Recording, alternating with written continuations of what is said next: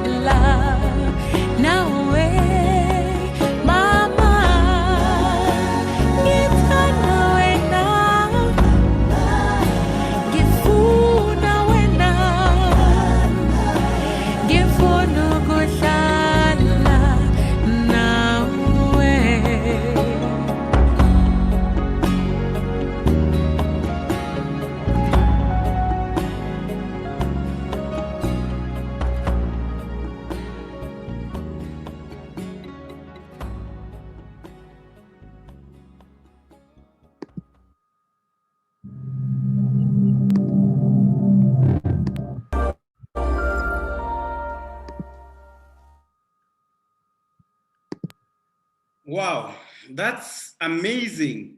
Ladies and gentlemen, that was Philile with the song Mama. Here's the thing about the song and the video you just watched. It's the first time ever this video is being played. After the recording, even the artist, the owner of the song, haven't seen the video until today. So we're making history as we open this month's My Biggest Blunder, Pretoria. I just want to say thank you very much, Philile. Love the music video. I love the lyrics. I just loved everything about that. You know, I just felt like if it was not locked down, we're just going to make just a festival for you to sing, and we just sit here and just, you know, serenade under the glory of your voice. Thank you, thank you, thank you, thank you, thank you, thank you. This is an amazing, amazing, amazing, amazing song from an amazing album. You guys can just check her out. Her name is Philile Gumbi. Check her on her socials and find ways in how you can be able to get the song. Thank you very much for that amazing song. Ladies and gentlemen, welcome to My Biggest Blunder, Pretoria. I'm really excited about this because today we've got an amazing, amazing, amazing lineup of speakers. We've got amazing questions that we'll ask them and probe on what's really happening, and it's going to be lit. Just make sure that you have your drink, your phone is on silent, you've got your pen, and you're going to be taking as much notes as possible. And if you do have questions, I know that we do have people who are on Zoom, and we do have some of our colleagues who are on Facebook. So just make sure that you write your questions either on the chat here or on the Facebook comments. Just make sure that you do write that and you ask your questions. We've got like amazing 5 speakers, and they are going to be sharing their biggest blunders with us. But before that, guys, let's do subscribe on our Facebook page, on our YouTube page. Actually, it's called My Biggest Blunder.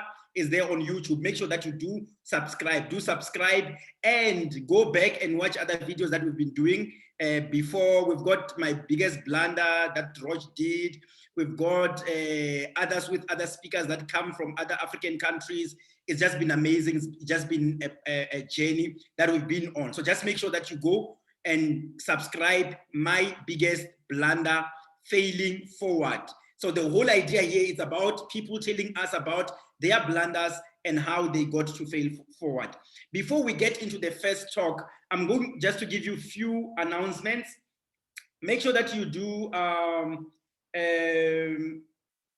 put it on YouTube. Hashtag it's My Biggest Blunder. Actually, it's on Twitter. It's My Biggest Blunder. And you can follow us at Laura Center. And then the other announcement is that you guys are just supposed to enjoy today's session. Just make sure that you enjoy today's session and subscribe, and make sure that you are enjoying. Make sure that you follow suit. Make sure that you do communicate with us so that we don't feel like we are talking to ourselves. No one is obliged to open their videos, but if you do open your video, just know that if you can see us, we can see you. So make sure that you are appropriate if you're going to open your video, but you do not have to open your video. And also make sure that your audio is switched off. And then we're going to start today with our first speaker for the night. We're going to start with our first speaker for the night, and it's going to be the whole agenda. Please go back to the agenda. We had the whole agenda. So the whole agenda for the night, we're going to start with Mr. Thokozani Miya, then we'll go to Mr. Segole, then we're going to go to Philile Gumbi, and then Refilwe, and then we're going to finish up with Sanele Zulu. So it's going to be, their videos are short, their presentation is short, just make sure that you sit through, take notes, ask questions. And we're going to go to the next speaker for the night, other than me. You can see the gentleman there in a nice, bow tie, looking all handsome. His name is Thokozani Mia. Thokozani Mia. Thokozani is an entrepreneur and a founder of probably the first owned air taxi service in South Africa called Neo Aviation. It flies up to 4 passengers per trip to more than 150 airports in South Africa. Ladies and gentlemen, I want us to put our hands together. You can put your virtual hands together and welcome to the stage, to my biggest blunder stage, Mr. Thokozani.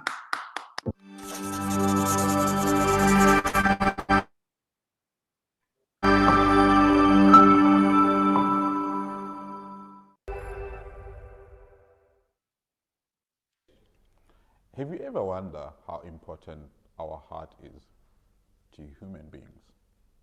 It pumps and supplies enough blood in our body parts. Even the air that we breathe is supplied through blood that is being pumped by the heart. Similarly, finance is the most important aspect for your business. It's a lifeblood support of your business. It reminds me of a time when I used to run a franchise. It was a hot dog. We were selling hot dogs. It was based in the south of Johannesburg, right? Very exciting shop. It was at the corner of the mall, right? We were doing great. It was buzzing. We always have people coming through to buy the hot dogs. We also introduced what we call a chip roll. A chip roll, it's like a roll that we used to put chips and then we put nice sauces on top. This used to drive people to come to our business, right? Throughout the week and the weekends, we were really making money. I think the problem started when we couldn't meet our obligations from a financial perspective. Mind you, this franchise I had acquired through bank loans. And obviously we were doing rentals at the malls. So come month end, we used to start struggling in terms of paying the rent and also paying the loans obligations. We didn't understand what was the problem because we used to be busy throughout the week, throughout the month. Weekends, people were coming through to buy from our franchise, right? We didn't understand then the concept of cash flow, how to manage money. We had so much money in cash. We used to pay our suppliers cash on delivery, right? We didn't have the concept of how to manage our cash flow. We didn't have anything credit facility that could be extended into our business. So we were burning our cash flow throughout the month. That's why we had a problem of not being able to pay our obligations. I remember this one time, even the bank manager came to check. They were concerned why we were not being able to pay, right? And of course, we haven't been banking that much. When he came, he found out that the shop was busy. There were people, they were buying. I think his concern was around how then we can't be able to pay the loan, right? Obviously, as we were going through this whole motions and burning through the cash flow of the business, we started having a problem where we couldn't pay our suppliers in time. Sometimes as well, we couldn't buy enough stock to support the demand of the business. So when people came to buy, they wouldn't find some of the stuff that they were looking for. We started having a problem of not paying our employees in time. Mind you, our employees are very important into your business, right? They support structure of the business. So if your employees are not happy, then so I could see that my employees, through their face, they were not happy if they are not being paid time. I think it all revolves around the cash management. Those were the emotions that we started going through as a business. You know, for me, I was still young. I was in my late 20s. I couldn't understand what I was doing wrong. And my business was booming, was busy. And I couldn't understand why we couldn't meet our obligation from a financial perspective, right? To sell the business, right? I sold the business. I managed to raise money to pay back the loan, right? Even though my employees were not happy, but it had to be done, right? One of the lessons that I've learned through that experience was cash flow was not one of my strong points. I couldn't be able to manage the cash flow of the business. I couldn't be able to monitor the cash flow. Months later, you know, I needed to empower myself because that experience was a very emotional draining for me. I went back to school, I did financial management, and there it was, financial management, cash flow of the business. I think after that, I had learned a lot. It's very important as well for entrepreneurs to make sure that they upskill themselves. Education is the most important part of your business journey. You need to continuously provide yourself with knowledge so that you can be successful in your business venture.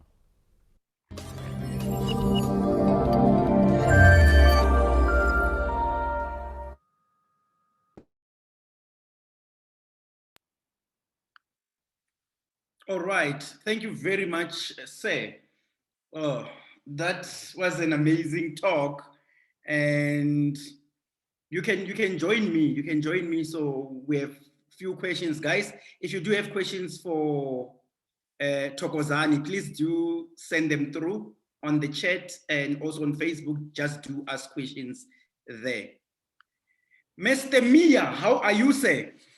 Hey, how you doing, man? No, I'm great. I'm great. I'm great. So Yeah. I'm listening to your whole. I'm listening to your whole presentation. I'm like, this guy seems to know how to chow money. Chow money. I wouldn't be telling that story if I was able to chow the money. Yeah, I'm still trying to find the money actually, even now. Sure. Listening to your story, what was happening to the money? Where were you spending? Were you spending unaware? What was the real problem? Where was the money going? Because I'm really not getting the format of exactly where the money was going. Look, I guess running some sort of like a cash-based business, you Sure. really need to manage your financials, right? Okay. Especially I think when you do, I think like a checkout, when you close a shop, you either have to take some of the money back to the bank, right, and leave some sort of like, the change or whatever. But I think one of the challenges we're doing, we were not banking enough, right? So when suppliers will come the next day to deliver whatever they needed to deliver, we'll pay them cash, right? So we didn't have the concept of like, your 30 days payment, whatever. So we're just continuously on a daily basis spending cash. But when you go back to your record, you could actually see that the business was doing great.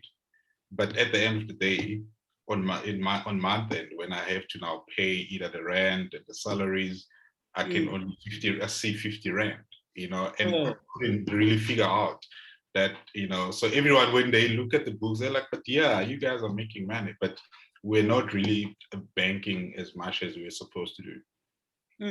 So did you guys have an accountant at the time? What was, if you did, what was the accountant's role in your business? Did you have Look, an I accountant think or were you doing it by yourself?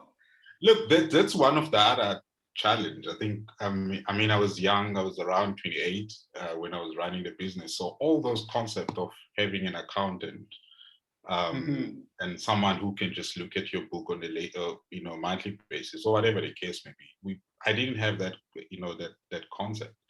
For me, I was like, yeah, man, I've made it. I've got a shop in the mall. Hey, So all those, concept came much very later in my years. Yeah. And so you're working with people, they wake up every day, bath and say, let's go to the shop. And they're working there for you day in and day out. And the shop is busy, like you were saying, but they are not getting paid. What are you saying to these people? What are you telling them? Exactly. So you start trying to formalize lives and say that, look, hey, I need to pay the loan, I needed to pay this, and the guys, I mean, they will be there throughout the day. They could really see that we were busy. Some of the days they would do the catch out. They were like, yeah, no, we're making it. So why are you not paying us in time? So you find yourself in the corner where you don't really know what to say to the people. Sometimes you have to just go and borrow money from somewhere. So now you're creating another problem that you now have, loans that you have to pay back, while you're still struggling to meet your obligation on just your daily cash flows and stuff like that. Yeah. Yeah, that's interesting. And so how was the morale when people are not getting paid and they see the money coming in? How was their morale there? Maybe you can tell us a bit about the morale of the employees that are making cash that is not helping them with anything. Yeah, look, one of the things that you start mastering when you're in such problems, you don't show up at the shop, right? So you can open the shop and just leave them there because you don't want to face the people. So obviously the morale was not great, and sometimes people will rock up late, so you try to motivate them there, but they're like, man, we need money for transport, So yeah, the morale was really, down. And it's, some of the things that I had to learn as well, when you face such, challenges, how then you have to communicate to your employees, right? It could be applicable to anything, even if the shop is not doing great. But how do you then motivate your employees to just be there for you, But in this case, I think, yeah, in this case, obviously they were seeing that this guy is making money. Luckily I was not buying expensive stuff, so I think that would have been another big challenge. The interesting thing is that you want to give them motivation, and they're not there for motivation, they are there for money. Pay up the man, not the motivation. So now you are running, is it Neo Aviation? Tell us a bit about that. What is it? Is it a taxi service? Because I've never seen a taxi passing by Nord saying Neo Aviation, taxi. It's actually Neo. It comes from Neo, Greek. Neo, yes. Yeah, Neo. It comes from Greek. It's new. Okay. Yeah, look, if you think of an air taxi, think of an Uber, but in the sky, right? Okay. It's quite a very old, it's quite an old, I'll say, model. In the US, it was it was big actually in the early 2000, around 2005. I think it still is now, so, and it was a research that was actually done by NASA in 1985 or something. I think they were looking at the model of how to utilize smaller airports to transport people to remote areas.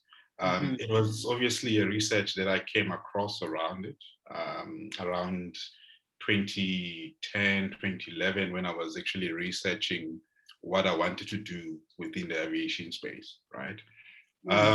So what we do, we transport obviously passengers. We also big now on cargo.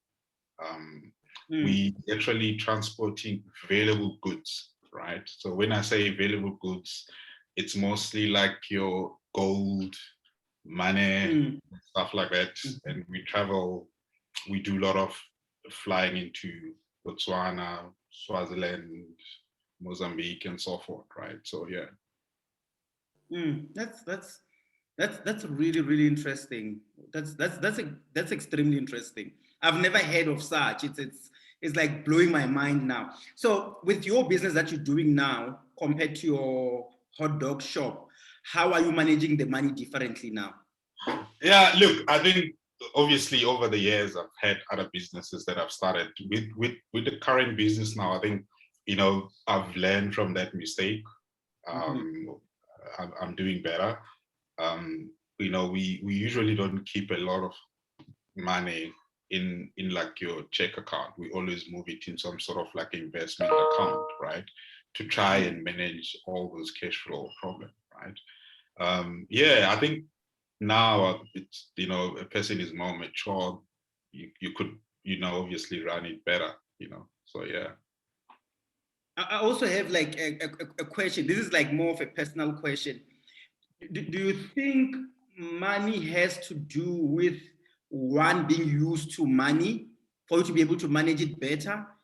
Or it just has to do with happiness? Like you are happy when you have money and you just have to, like Titombo Okay. way, you just want to shasha every time you have the money. Do you think one is to really get used to money as an entrepreneur? Do you think we pass that stage where we are really excited about the money and move to other things? Yeah, look, I think it's a bit of a difficult question to answer, and I think most of us have to go through certain, you know, uh, I don't know, stages in our life, right? So sometimes you have to find, when you're running a business for the first time, you want to spend money, you know. I won't lie that, you know, I didn't drive nice cars at the time. Yes, I used to have a nice car. Yes, I would go to do shopping on Fridays, you know, Eastgate. I think I remember I used to stay in Kempton Park, you know. So sometimes you have to, I guess, go through those you know, stages in life, unless as well if you also have a mentor, you know, someone that they've been in, you know, before you, that have done stuff before. They can actually just give you a guidance of how to run things, you know. So if you don't really have any concept of certain things, as well, you don't have mentors and you don't have an experience, you can find yourself in really difficult situations, obviously, especially when you're running a business. And the business, it really requires, even if you're making money, you kind of like, you want to make sure that you keep some, so that if comes difficult time, um,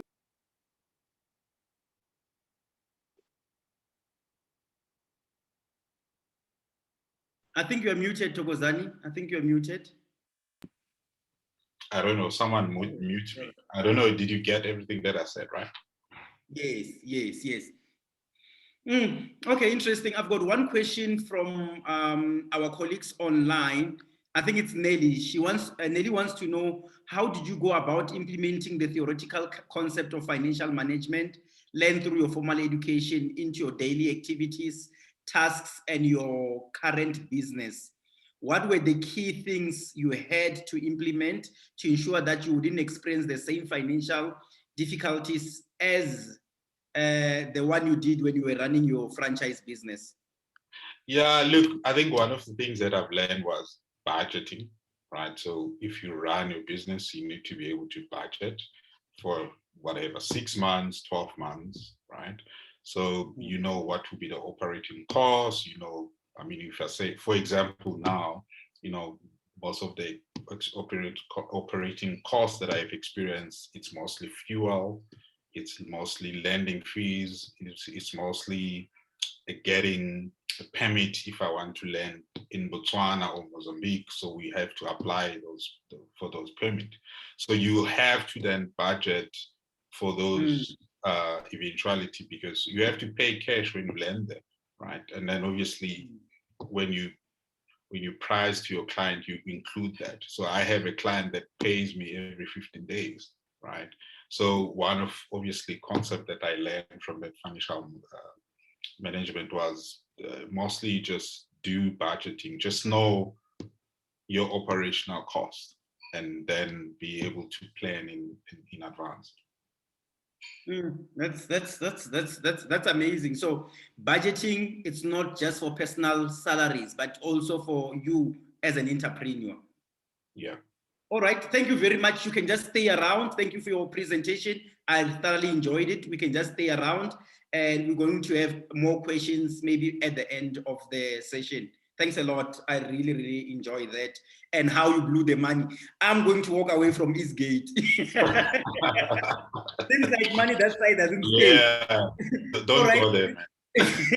Thank you very much, Thokozani. Colleagues, that was Thokozani, and really thoroughly enjoyed his presentation. We're going to get to the next speaker, and the next speaker is Mr. Given Segole. And the nice thing about Given is that he is into the food business, and I really love food. Given is also known as Ligiza, yeah. Given is Ligiza, is the founder of Ligiza Garden Cafe in Mamelodi, a township just outside Pretoria. Ligiza Garden Cafe is a restaurant that sells delicious, tasty, and traditional food. It is a comfortable hangout place catering to young professionals in the township. Ladies and gentlemen, I want you to put your hands together to the My Biggest Blunders stage, Mr. Ligiza. Given.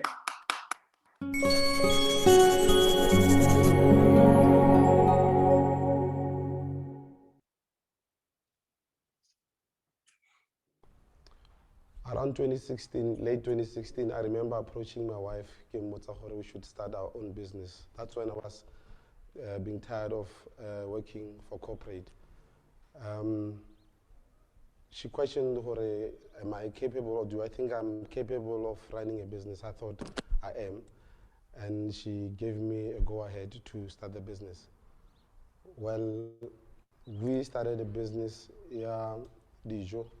But then we named the business called Giza Pub and Grill then, as we started it, 2017, June 16. But then things didn't go as we have planned because I wanted to do things like any other person, sell alcohol, food, people come, and all that. My biggest loss that I came across was when I did an event, DJ, because I anticipated that I'm going to make a lot of money, and I think I injected almost 40 to 50,000 into that business or into that event because Kibita, a prominent DJ, or healing that I knew as I was growing up, we loved him so much. So after that particular time, we did an event where we called him and some of the local DJs, some Mamelodi. Things didn't go as I planned because, first of all, I had to outsource so many things like your marquees, your sound system. DJs needed to be paid as well, so on and so forth. So, it was sad because after the event, people came to get paid for the service that they rendered. That's when I realized, this thing is not going to work for me. I remember paying the guy for marquee, paying the DJs, paying the guy who was sound. And I was left with not even 3,000 rand I was left with. And I had to go back to my wife to say, this is what we made on this particular day. And I promised her we were going to make a lot of money. I miscalculated. I thought we were going to be making a killing on that particular time. Then we sat down that, okay, how much did we lose from that? Because we had to pay also the security guards who were guarding the gate or also checking people inside. Then I realized, oh no, this is not for me. We lost a lot of money, and it also compromised so many things in my marriage, in my relationship with my wife, because we invested so much into the business, and I was also proposing so many things, hoping that I would be making a lot of money, and we didn't. It was a very sad story at that particular time. Then we sat down to say, okay, what is it that we can do? We had to change the name Koligiza from Koligiza Pub and Grill on that particular year. The very same year that we established the business, we changed the name from Koligiza Pub and Grill to Koligiza Garden Cafe, because we realized we should move away from what everybody is doing and focus on something that will perhaps prosper us, unlike us being or doing what everybody is doing. Lesson number one, from all these things that we've been through, all the predicaments, all the hardships that I've learned, is that I've learned to communicate with my wife about everything in more businessing. You know, the problem was that I did things. I realized what I was telling her, no, 1, 2, 3. Let's do 1, 2, 3. Let's spend this much money into this thing, and let's do all these things. So I realized what I didn't give her a chance, or maybe I didn't allow her to be the voice, the other voice that will reprimand or that will be advising me along the whole process here planning. In other words, I was telling her, but then I didn't give her the chance to say or to tell me what she thought of what I was saying. So in other words, and obviously I didn't want her to even say no. Understand? So getting mistakes based on that. I mean, I told her get your event and 1, 2, 3, 4, 5. And at that particular time, okay, I was doing the business, I was trying to run the business. Basically, she's the one who was supposed to make sure her inject more money into the business. In as much as her was savings against someone, and then she also had to take another money from her pay to put it in there. Now, if loser child along the process, obviously I must come and account to her to say, now on this one, I miscalculated and thought and then it didn't work out that way. So I've learned lesson number one, I needed to communicate with her, give her an opportunity to say no, we can't do this, or yes, let's do this, or no, why can't we wait for Nago ESO, and so on and so forth. So I didn't give her that opportunity. That's why I blundered along the way. That's lesson number one. Number two, after we sat down about these things, because no realize my mistakes, we decided we should change the name. From as I said, from Koligiza Pub and Grill to Koligiza Garden Cafe, simply because we realized we needed to cut some of the things. Like for instance, our focus even garden and food more than alcohol. Somebody would say, but in our instance, we realized the joy and environment more than alcohol. Yes, alcohol it's part of the business, but it's not a priority. Priority, we realized we should focus more on what we do best, which is food, cooking, and then the environment where people come to eat, welcoming. Really focus on the garden, make sure that the garden is nice and so on and so forth. So we've learned, let's change things. Let's change the whole business idea that we had and refocus on those two, which is food and the garden. And be allowed by the way, and then a thing. The thing is, people baja every day. People budget almost 3 times a day. So we can't so we are known we are known the environment move peacefully, our place is welcoming, our food is what you see is what you get. The food that we present to our people, the food that we prepare for our people is proper. So we are known for that. So we had to move away from what everybody is doing in terms of pub, tavern, and whatever. And not to say what they're doing is not, it's working for them, it didn't work for us on that particular time when we established our business. Well, depending on how you look at it, the flop more business thing.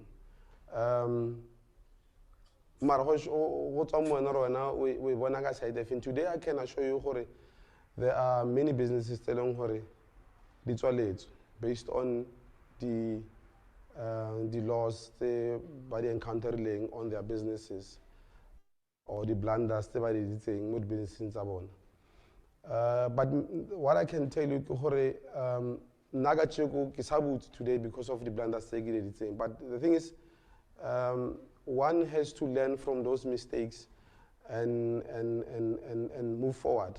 The question is how you stand up when you fail or when you fall, and how do you move forward with regard to the lessons learned from you falling along the way. So today there are many businesses come because of the blunders the owners by editing.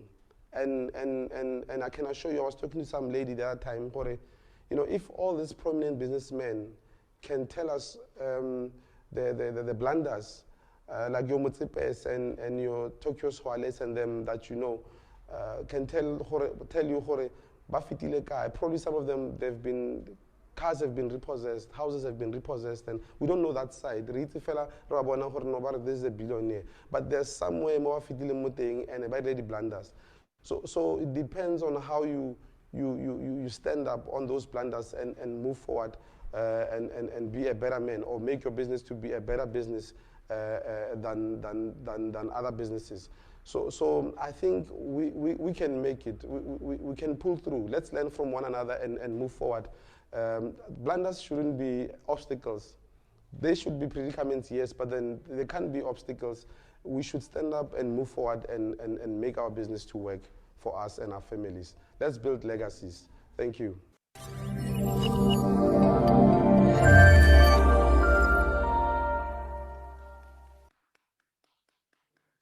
Thank you very much, Mr. Ligiza.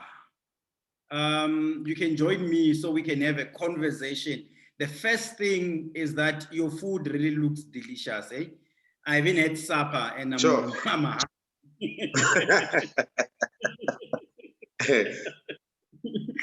Are we able to see you, sir? Can you see me? No. Can you see me? Yes.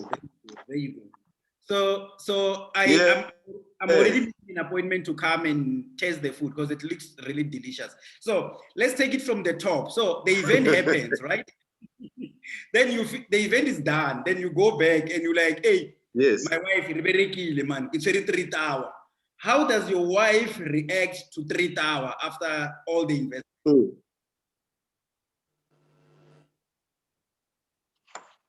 It was a very sad situation, my brother, because you know, seeing how, you know, I think when we grow, we see some of the guys in the township when they do their businesses, especially Sabudi Taverne, with the restaurants and whatever the case may be. And when you come to that place, and all these people, the who's, then you assume this guy is killing it. You understand? And no one learn up more. And then one day you hope I need to run a business like this and get a cheletaka, you know. And you know, not knowing you know, there's gonna be challenges along the way. And I'm happy and I'm excited actually to be part of this this gathering, if I may call it that way, for a lack of better words. That we should encourage, you know, some of the businesses that are happening now, because most people they and some of them towards their breakthrough, you know, and such platforms are platform like this one are the ones that will perhaps encourage them to move forward. Give up. Now, I thought I'll make quick money when I called these top DJs, and people came. And Bona, don't be mistaken, people came. It was nice and everything.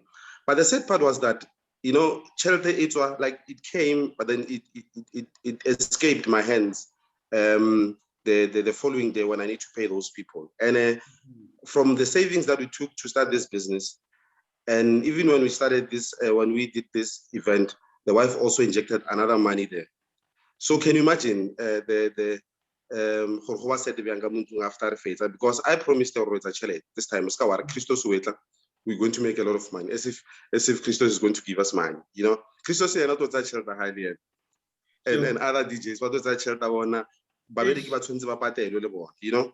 And like what Thokozani Mia said, you know, stuff babo ni batho ba tsena go tlala ba isa dijo, and then go tseniwa go gating ba patela the entrance and whatever, you know. And ho ba botsa tšhelete I think ba o lebella gore mara tsema no tsaka chat ba re sogela What happened? be bo di tšhelete tsena. Yeah, what happened, you know.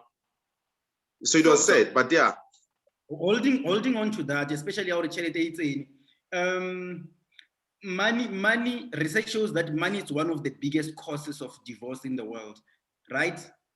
So when you are in business with your wife, spending some of the money that comes from her, how does that affect the relationship with your wife at that particular moment?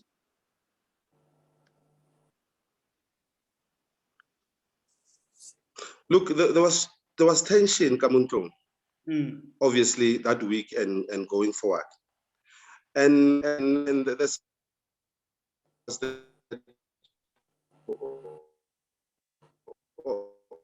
Ligiza, I think your network is that okay, talk to her or to one of the things that I decided to do was to involve her. You know, the reason why I wanted to involve her is that when we sit together, unlike me telling her it's a 1, 2, 3, but when we sit together and then we agree together, if we fail together, then reflect clearly to, unlike it like him no she to account and then floppy like you are, you know. So ordinarily but let's look another direction here. Something really too. So nearly dangerous. So when I was coming alone, came over the direct. We are going to do an event. We're going to call 1, 2, 3, 4, 5, and then from there, so early to then we can see to say, okay, what's the next move? Unlike and it's not nice, you know, and then it resulted to divorce. And with business, you almost started. Yeah. Very interesting. So I like the fact that you said you moved from the pub style restaurant to a garden cafe restaurant. Wasn't there a pushback, caucus, because people were caucus, you know, we brought alcohol and all that, and you just changed direction. It seems that if we're not, but alcohol, but when you took a different direction, wasn't no some sort of pushback, but for you changing your business?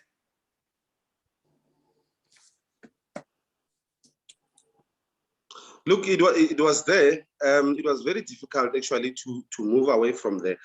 Look, I didn't do well there. I had to come with a plan, and that plan had to come ASAP. I had to implement that plan as soon as possible. So for some reason at that particular time, I realized the pub name has a bit of a stigma. So changed the name before I go call it because the place June. So by December we decided, you know what, let's change the name to the Garden Cafe because we realized we can target a certain clientele as compared to the one that we were looking for, and then let's target that clientele, even though it was suffer for months, 2 if not 3, but we'll definitely the direction it's young will have clientele along who appreciate the setup, the food, people relax, and the garden and that atmosphere. You understand? So we suffered a bit, maybe for 2, 3 months, if not 4 months. But then we managed to attract people happy and the right type of people that we wanted there. Interesting. Everyone wants to know, actually, almost everyone. I'm getting a lot of messages from everyone saying, how does this guy win at this one thing, working with his partner? So everyone wants to know, what can you advise us if we want to work with our partner? What is the secret of being able to work with a partner? Because it seems as everyone is having problems. What do you do? Look, no flow. Sure. Mistake and you know, honestly speaking, if and then some involved in your business, and if things don't go the way obviously this will result to a divorce, whether you like it or not, because it is a happiness, because a wife can go shopping or whatever the case. The mall, the famous mall, before I blew it, you go there, you understand? But now, the reason why I involved her was the fact that I wanted to safeguard myself as well, and then also safeguard the marriage. You understand? Because I realized for it, the a dictator in the entertainment industry. I guess in shock I know what I'm gonna make it or not gonna make it is gonna be problematic. So let me involve him so that the flop early too, if I flop or and then or a blunder really too. Understand? So she's in. There's no way I got in there. Because we took all our savings. We started, building infrastructure, and then everything. So it's a money ailing more. So she must be part of it. Whether one or anyak. So even if things are not going well, I'll have to tell her to say, but then also she's going to be part of this as we move on, because Otto more into the coffee side and cakes and whatever the case may be while I'm busy grilling the food and whatever. So she's gonna fully be part of the business. When I know CEO no would figures understand? So, but going forward, because she's still working for corporate for now. But then as time goes on, things will change. But she's fully there. Weekends are about to what to someone more, and then we move on. So yeah, wow, yeah. So interesting question is what lessons have you learned regarding event management? Somewhere or as who are entrepreneur, like these guys are measuring money. No, but they are really measuring the money. When you did this event and what made the event to flop? Did you calculate? Was it the calculations? Did you think the DJ is going to bring the money? What really didn't work out? Because people did come through, people did pay. What really didn't work out? I think what didn't work out for me on that particular event was that I outsourced so many things. Samatomo, I had to rent a marquee. Number two, I had to organize a proper sound, because this top DJ Spanyaka, the sound is proper, like what was about CDJ, so and so on and so forth. And I had to get a lineup along for it to attract people at that particular time, because remember, people who at that particular time were spoiled for choice, because if you get an event, then there's another not far from me. There's another place where you get have an public one about the same thing, but line up and down the road there's somebody else. So people will decide as to where they want to go. So that's the challenge. Understand? So I think I outsourced so many things, and after the event I had to pay those people, and I realized I was not ready for this. In actual fact, I thought I'm ready, but I was not ready. So I lost money there, because I had to pay staff. I had to even get more staff, so that because the people that were coming as compared to our normal customers. So I had to put more staff, and then get more security guards and so on and so forth. So it was just a mess, which I was not even not ready for, So imagine, can you imagine after the event, the money that you thought you made, at least to break even. So, but it went out because the sound guy wanted his money, the marquee guy wanted his money, the security guards, Babireki, and the cleaners, and so on and so forth, So it was just a mess. And I've learned from that, let me just change the direction and gear to a restaurant and focus on more gardening. Then people will come babatang.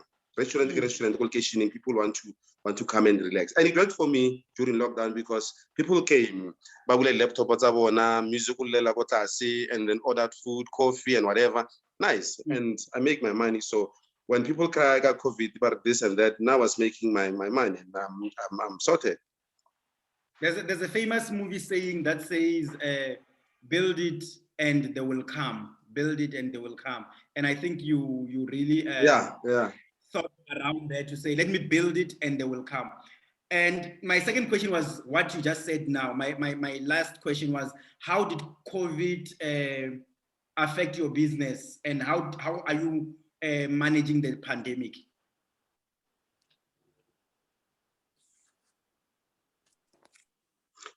Look, to be honest with you, when COVID struck, that's when our business boomed. Because and you know, it's funny because every time when they close alcohol, I still operate. Even when they close all these taverns and what, I'm still operating because I chose to be a restaurant more than any other thing. So when they say no alcohol, no what, now I sell food. Well, even when they close your restaurants, that's when maybe I get affected. But then automatically they open restaurants before they open alcohol. So I'm still sorted, you know. There is alcohol in my establishment, but you know, your few wines here and there, some beers here and there. But then that's not the priority for me. But now lockdown also positioned me to such an extent that I had to sit down and do introspection on my business, and I realized for the direction I decided is working for me. I need to at least empower my business and make sure I move forward, and then make sure my place it's attractive or attract even tourists like those places selling go to Soweto and all that. You know, it can't be that people go to Soweto every time. So much tourist attractions and places that can even attract tourists. That's basically what I'm looking for. A place where people come from Europe, people come from every corner of the world to come and have their meals. All the grills, the burgers, and all those things. And it gave me such a satisfaction sometime last year before COVID, when SABC came to my place to document some of my food. And I realized, well, you know what, this is what I wanted. I wanted the place to be known, Momozans. And I was excited as well when Tswane came to record some of the places, but they came there to document that place, to put it on their Tswane, like places where tourists, when they're in Tswane, they can come and have their meal there. And that's exactly what I wanted to see happening. You understand? So that's basically where I see myself. And then I'm excited that today some of my customers are telling me, we saw you on TV. I'm like, see me, TV, but I want TV and all that. So that's basically what I wanted. And I guess I'm still making blunders even now. But those that I said for it, they cannot be a stumbling block. In actual fact, they should be a learning curve for all the business people by long haul that are running their businesses. And I can assure you now, I'm still making my blunders, but then those blunders for me are a stepping stone to get to the next level, basically. So I think, how many are we? I think on this call we are 45, and then there's like around 20 people on Facebook that are watching. We are all coming to Ligiza after this. We'll make a plan, all of us. Should you be in town, get it on your GPS, go to Mom's, go to Ligiza, get some food. There's been some looting recently in South Africa. How did that affect you? Did those guys come through to you? What happened? Were you safe? Look, Mamelodi, looting was not that bad as compared to Coach Josie, local KZN. Well, there was some parts of, actually, I think one, if not two months, still where they attempted to attack them, but then Abafika the looting. So on my side, well, it did not affect me. By the way, my business, I'm operating from where I used to stay. So we moved out from that place last year, December, so that the place can be a business site. So we moved out so that we can run the business more. So it's like in the middle of like in a kasi, like because it was just a 4-room house where we used to stay. Then we moved out. We ran the business there. So it never affected our business that much. Actually, they looked at Kodimolong, but then they never came. All right, I see people on the chat, they're just wishing you all the best. They say you're a great strategist, you're able to, run this business in this way. We wish you all the best. But other than that, we're going to visit you. I'm one of those first people. When I saw your story, I saw your video, I told Rosh, the minute I get time, I'm coming there. I'm going to have lunch there at Ligiza. And I'm going to document it, and I'm going to put it in all my socials to say, hey, let's go to Ligiza. Thank you very much for your time.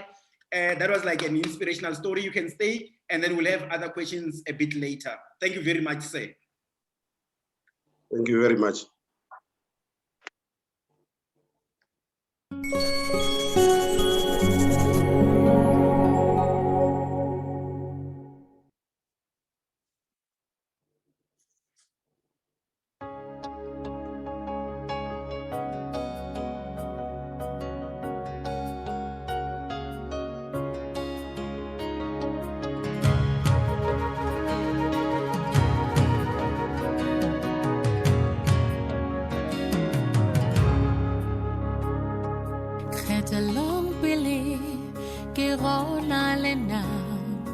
Kaimiwa kene morera mok ke belle rilme ke pilile ke apela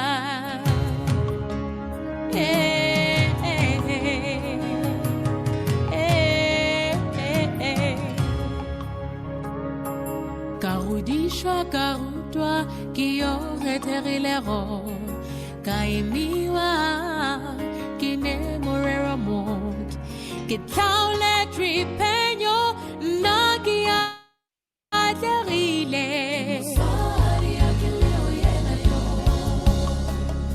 nake mosario que le oyena yo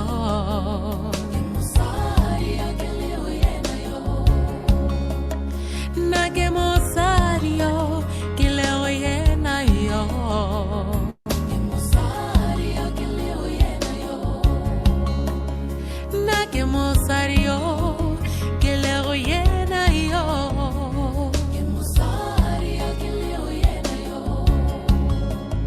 na que mosario que le oyena yo que mosario que le oyena yo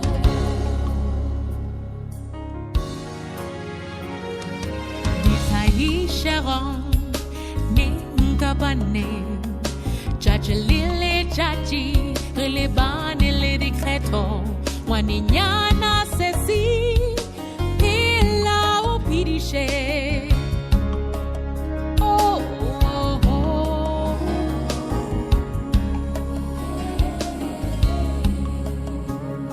o suere bukamoso bahamo wena le rego kababuima kakakan bupilo baru ateng charo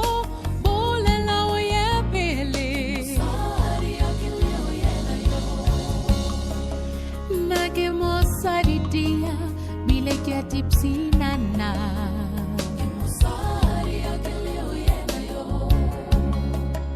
ke mahobana ke agate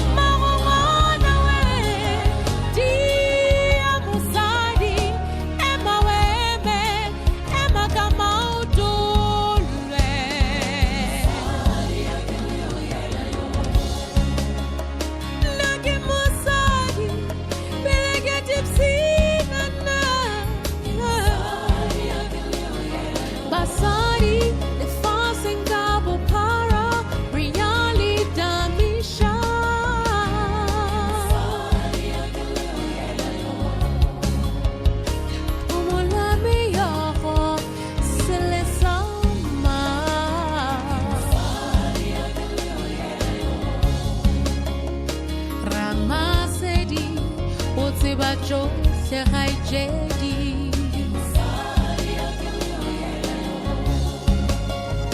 Nake mosari Belege tipsina na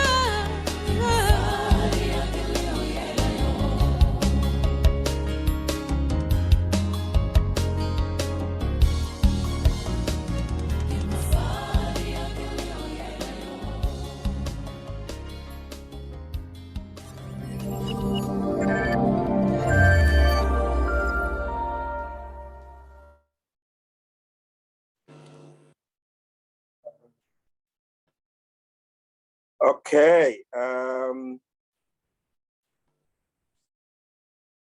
Philile. Hi, Philile. Is Philile here? Good evening, everybody. My name is Raj. That was Kimosadi by Philile Gumbi. Are you there? I'm here, Rosh. Hello, everyone. Hi, how are you? I'm good, thanks, and yourself? I'm good, thank you. You are seeing this for the first time, right? Yeah. Yes, I am. Yes, I am seeing this for the first time, and oh my. Uphilile, Philile.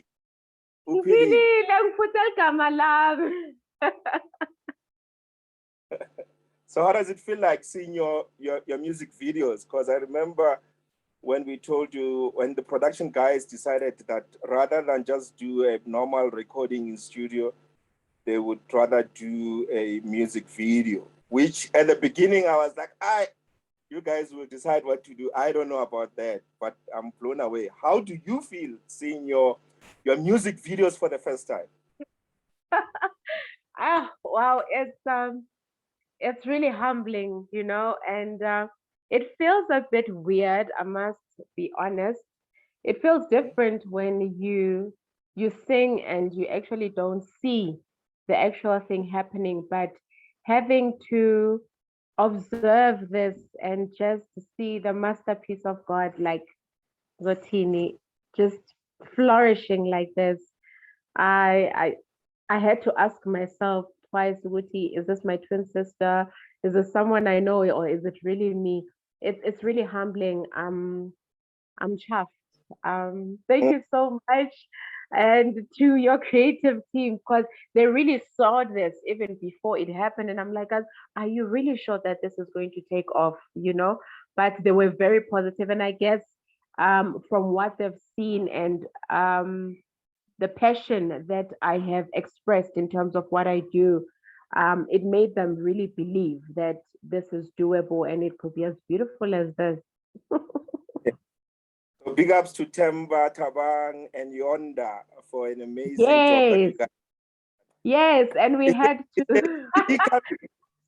Is there DVD coming at some point soon? Yes, definitely in the near future. Well, the future is just around the corner. Yes, it is definitely going to happen. It is definitely going to happen. And more beautiful things are coming from this. So yeah, you'll be seeing this beautiful face more now. So, I mean, I've known you for a while. I think I've known you from the first performance. Well, if I have to claim that. Yeah. And you were working at the time. I mean, you were doing music part-time. You were working at the time. And at some point, I know that you left corporate and you pursued the music full-time. Yeah. How has it been like? I mean, what are the challenges that you encountered as an artist in the music, entertainment industry, but also in the music space? What are some, I was watching, there's a documentary on Netflix about Lebo Matosa, if I'm not mistaken. Yes. Some of the stories that I'm picking up there, I'm like, what? Is this really what happens? Did you experience similar challenges? What are the challenges that you experienced? Sure. The music industry is not a kind industry. And I normally say it's a dog eats dog kind of industry. So if you really don't have the passion firstly, and the strength that comes with it and the backbone, then definitely you are going to drown. For example, being a female artist in this kind of industry also has its own setbacks. And being an independent artist like myself also is a challenge in itself, because you would find instances whereby I will go knocking on doors for opportunities, for being signed up under certain radio labels, trying to get gigs, trying to get opportunities to perform and so forth. And you would find that I am more prone to being victimized because I'm a woman.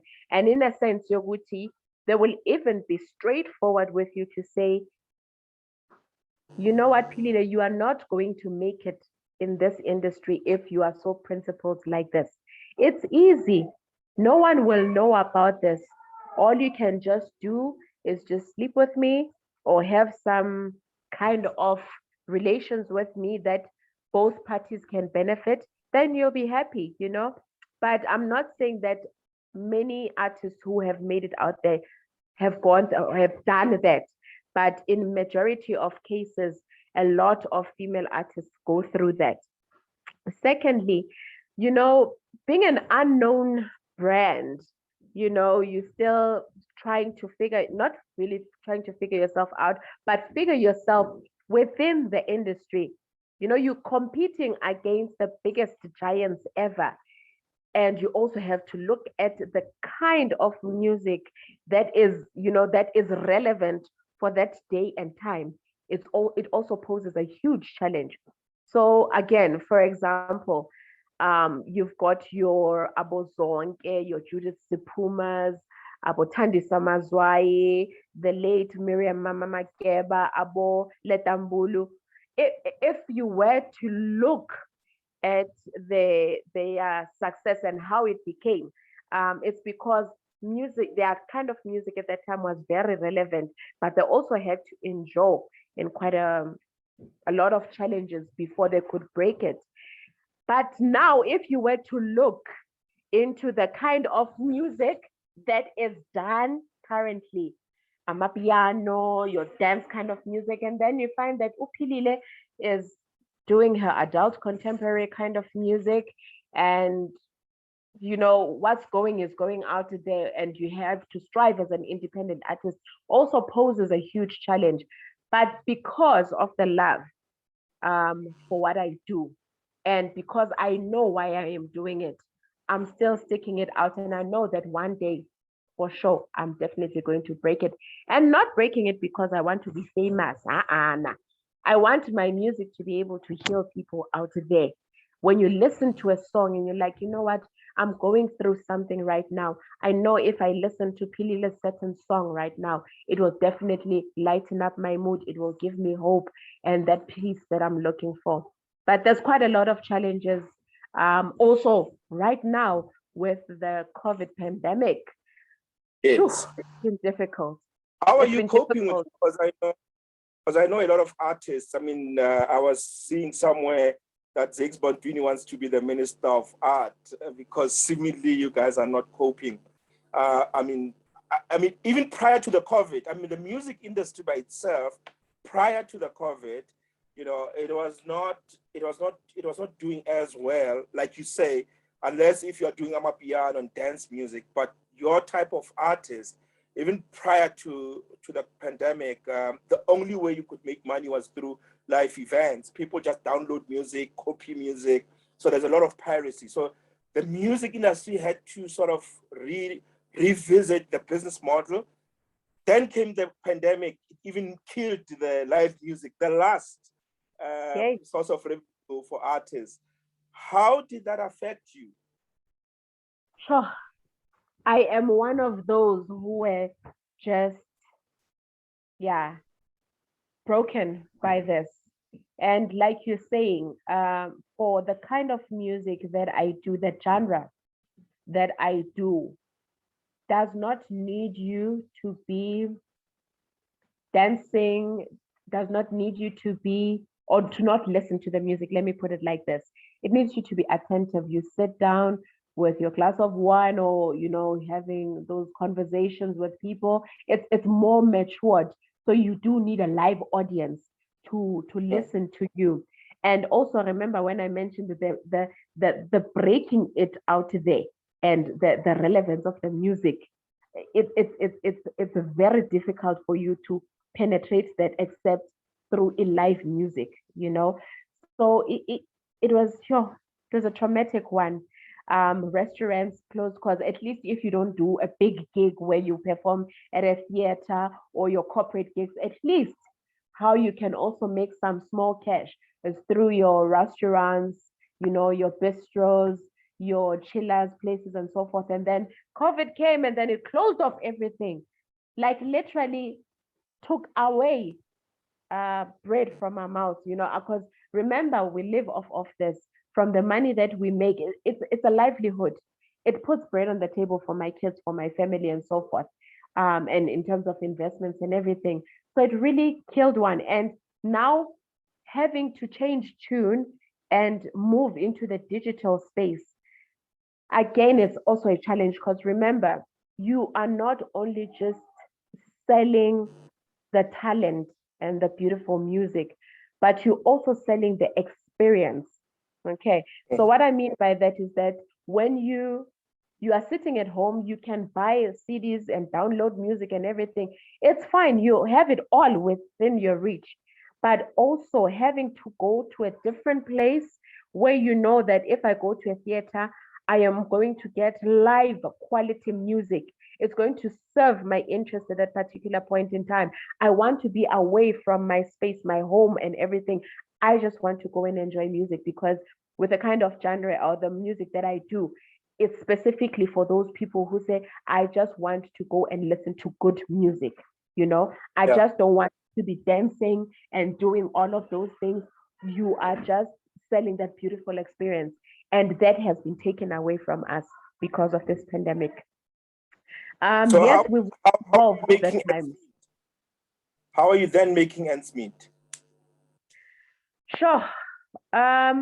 This is through your digital platforms. Guys who were saying, I'm thinking, didn't the guys who were saying, come, let's do this on the side, no one has to know, that thought, didn't it come back to you to say everything is closed and now my avenues are these ones that are illegal?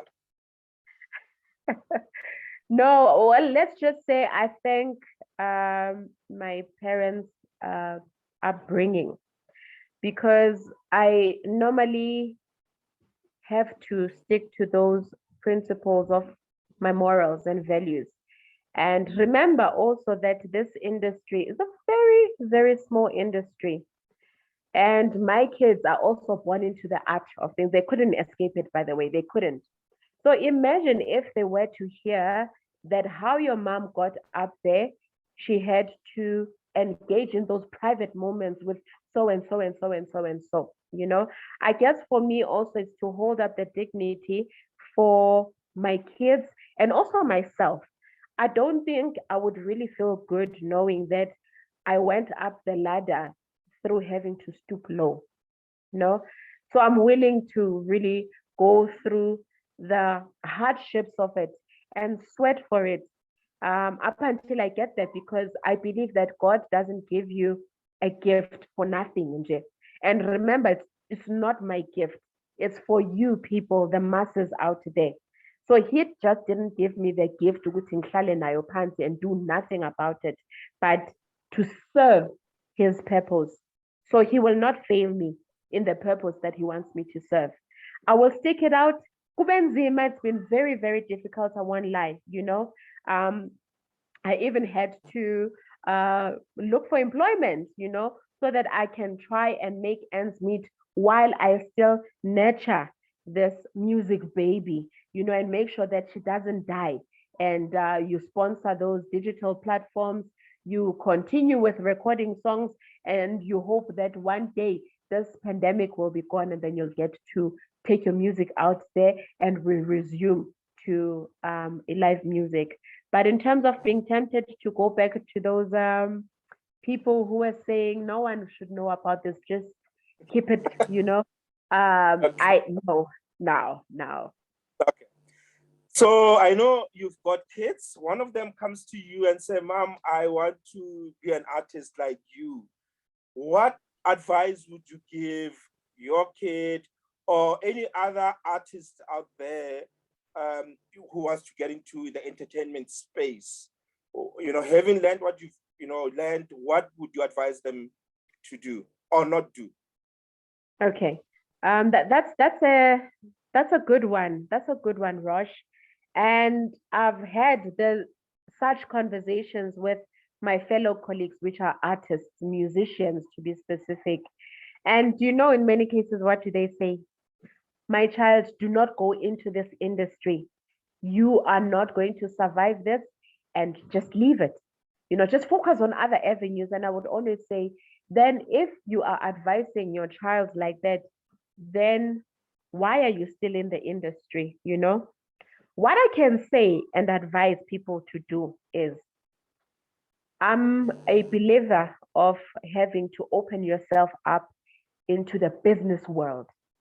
Okay. Because you cannot look at the art form or your art form as a hobby. Once you do that, then you've missed the mark. If you start thinking, this music that I am doing is music business, it's business within music. Therefore, it means I am able to make a living out of this. I am able to help the economy of the country with my music. Then definitely open yourself up to business avenues. Okay. So when you look at your art, you sit down like every entrepreneur, you sit down and say, okay, a certain gig is going to pay me 50,000 rand per performance for an hour performance. If I want to reach a certain target, let's say I'm aiming at 120,000, then I would know that I need to make sure that I'm booked for those gigs that pay along those margins, so that I'm able to make a living out of that and make my profits. Okay. But I've seen though that that is not the culture that is preached in the music industry, even the people who claim that they are leaders thereof. And I guess also it's an issue of having to have been exposed to poverty in many times. So I've been poor. I come from a poor background. My parents couldn't make ends meet, and then boom, I find myself in the music industry through this gift, and then I get signed up into a record label. And obviously, they are going to offer me nice accommodation, a car, and so forth, and some advance, and I will not think at that particular point in time to say, let me save, let me invest, because of where I come from. First thing I think about is buying flashy things, it's spending the money, is being seen to be isquili, this wealthy, rich person, And I'm not blaming such people, but I wish that the music business preaching could be taken out there so that our fellow artists can benefit from this. So what I could advise people to do is follow your passion, but do not give up on it. And one thing that's nice about a passion, if you really, really love something and you feel, without this, I'm nothing, you will not feel a day of working. Whatever challenges that come, whatever trials that come, you can withstand those because of the love that you have for what you do. Number two, you need to make sure that you expose yourself in the business world, in the business sector. Record companies, people, they don't play. They are shrewd businessmen. Simple as that. I find a talent. How can I make money from this talent? Simple as that. That's why we find so many artists complaining, record companies, they're exploiting them and so forth. So as an artist, you need to make sure that you equip yourself with more business knowledge so that you are able to run your business as music. And for my kids, I always tell them, go ahead, Papa. I can already see that there's a gift here, but one thing we need to make sure is you need to know how to manage your talent. Simple as that. Once you can manage it, then you'll be good. Awesome. Last question. How do you, because I see Simpiwe asked, where can he get your already Simpiwe is thinking in the future, where can he get your DVD? Okay, so I am currently working on completing my album. The live DVD part, I haven't really been on that thinking notion to make it a tangible product, but it will come soon, just as soon as I finish with the actual album, which I'll be releasing into the digital platforms. But most definitely, simply just look out for me there in 2022. I'll be live and alive there. Awesome. I mean, some of the messages that are coming here are quite encouraging. You are beautiful. Your music is beautiful. Thank you. So yeah, I mean, people love your music. Yeah, thank you. And I must say, just so people know, you are listening to this right now, and once again, it is my biggest friend Urosh who also made this happen again. He is the one who actually had so much confidence in me when I started out in this. We met back in the days when we were working together in some entrepreneurship space, and he was hosting one of the events. And one thing I want to tell you that the confidence he had in someone that he hasn't heard before, that also took me by surprise to say, but you haven't heard me sing. Even here in the office, you haven't heard me sing. When people were just making jokes out there to say, woo, my goodness, don't make a joke out of your event, Rosh. Why are you doing this? But he said, I've got confidence in her, and I know a talent when I see one. And guess what? I'm not gloating, but I blew everyone away. I even blew myself away. I couldn't even sleep that night. I'm like, I didn't know that I had this in me. But ever since Orosh gave me that opportunity, and that was back in 2012, if I'm not mistaken. Back in 2012, if I'm not mistaken. Ever since, I've never looked back. So Orosh has a very special place in my heart, and he really, really has that interest for entrepreneurs within this business sector. Thank you once again, my friend. Thank you. Thank you for not for sparing my blushes. Otherwise, you know, but thanks a lot. I think that has been the attitude that I've been, you know, adopting, of giving people. We create the platform, we give people the space, and let's see what they can. And with Laura, we do the same thing. We give people the platform, we create the platform, give people the platform, and let's see what they can do. And once in a while, they surprise us, they blow us away like you did, and I'm very proud. And yeah, I, you know, continue doing amazing work. More music coming, and thanks so much for not wasting the opportunity. Right? Thanks so much. Thank you so much, Ross. Well, I appreciate it. Not a problem. Don't go away. We are going to have a panel discussion with all the other speakers. And if there's any comments, or if maybe there might be other questions that we have missed, you will be able to come through. Thank you so much. Thank you so much, Philile. That was Philile. So the next speaker, I have also known her for a while. She is an entrepreneur. I've known her also for a while, mentored her briefly. Fifi, she is the founder and CEO of PBM Group. Back then when I knew her, it was not even Group, but now it's PBM Group. And she's an entrepreneur. She supplies PPE, and she has done very well. I've seen her business move from a turnover of less than $1 million, and I'm being told that now the turnover is over 50 million. So let's welcome on the My Biggest Blunder platform, Refilwe Sebothoma, and let's hear her biggest blunder.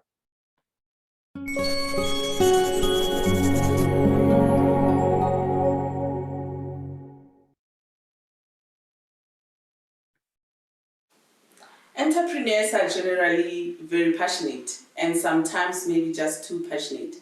This passion sometimes does create an obsession of becoming a perfectionist. Although people might find it to be a great trait, I find that it can be very limiting. It can slow down someone's growth, someone's business, and ultimately kill it. My name is Refilwe Sebothoma. I am the founder and managing director of PBM Group. We specialize in a full range of personal protective equipment. We manufacture, resell, and distribute a full range of PPE, work at heights training solutions, confined space training, and equipment. My biggest blunder. I remember coming into the business world as a small entrepreneur, extremely excited, passionate, and of course I had a huge amount of experience from a customer service. This again created an obsession of doing things well, serving customers well, and making sure that we deliver on our promises. It looked like it was winning. It was a winning formula for us because we started winning a lot of big blue chip businesses in our books. I remember we had a particular client who was in the manufacturing space who had become one of our biggest customers at the time. Everything was doing well, traction was starting to be very evident until I fell pregnant. I then of course had to go give birth and go on maternity, and that's when everything started falling apart. I remember the day that I received a very harsh call from the production manager of this specific customer at the time. He was extremely upset. I couldn't even understand what the problem was. After getting off the call with him, I called the office to try and understand what the problem was. And that's when I found out that after a long waiting for his PPE to be delivered, the team delivered the wrong PPE. It's only then at this stage I realized the biggest blunder of my life as a business person. Although I received mentorship at the very early stages of my business, I knew these things. I knew the power of systems. I understood the importance of processes, but I just never implemented them. At this time, I realized that it did indeed almost cost me my business. Well, I tried to remedy the relationship with the customer, but I guess it was too late. At this time, losing what was 30% of our revenue at the time, what a painful process to go through. I realized that I failed to build processes, I failed to build systems, and ultimately I failed to even build and empower employees and give them the responsibility that could have made sure that even in my absence, having gone on maternity leave, they were still having the ability and the capacity to continue serving our customers. The feelings of what has just happened. So I love winning. I love winning big. Some consider me an overachiever, and maybe I am. And because of that, losing has never just been part of my DNA. So if you had to ask me what my success looks like today, I think it has been truly being the privilege of being able to support my team, make sure that they grow as the business grows. And having to fire them, I think up to date, that has been one of the most painful things that I've ever had to do. What have we lost? Sure. I think as a small business which had just entered an industry which is so difficult to penetrate, industrial reputation has been quite a big thing for us. So I knew that we didn't just lose a business which accounted to almost 30% of our revenue at the time, but we also lost huge industrial reputation. I worried if the same customer would have to give feedback on our behalf, it wouldn't obviously be a good feedback. And I think for me, that was our biggest loss. Above that, I had to fire employees. I remember due to frustrations and emotions, I stormed in the office and I decided to dismiss, I think, 4 people at the time. That was one of the most difficult days of my life because I've always really just pride myself in being able to hire and to empower people. And on that day, here I was having to let go of those very 4 people that I had wanted to empower. That was very painful. How did we overcome or bounce back? So I had to reflect, looked in the mirror, and started taking full responsibility. There is a saying that goes, when the church is sleeping, we wake up the pastor and not the congregation. I realized that I had every single right to take the responsibility of what had just happened. And some of the things that I started doing with immediate effect, a lot of that had knowledge that I had accumulated through mentorship through the years. I started really going back and implementing a lot of that. We started implementing process flows, we started implementing training the team, developing the team, and that enabled us to have a better communication, better understanding of responsibilities, and ultimately having the ability to hold them accountable. So we have learned 3 lessons. I have learned 3 lessons. I think the first one is it's important to have a vision, it's important to make it very clear, and it is important to then build systems, processes, and communication structures that enables every single person to be clear of that very same vision. Lesson number 2, it is important to invest in your team, take them through training, take them through development, because ultimately they become the assets that enables you to run the business. So I think the third lesson, which is very funny for me, is that finally I had to accept that things don't always have to be done my way. As long as the result is the same, the goal is common, then it's okay for employees to derive their own ways and their own means of getting to the results. I was never bothered anymore about my way or the highway. My closing statement. I believe that growing businesses and sustainable businesses are built by people. But the reality is people have to be supported, people have to be developed, and people have to be given the capacity to be able to grow and build businesses. And systems, processes, training, and development is one of the enablers that I have learned today. Above everything else, although I remain a perfectionist, I now realize that business is not a destination that all of us are so obsessed about.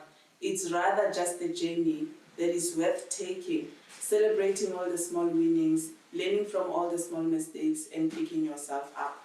Ultimately, we become passionate as entrepreneurs, but maybe let's also learn from our mistakes and continue to build businesses.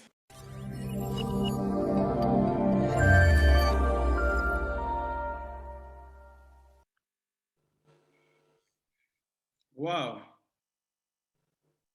We are back.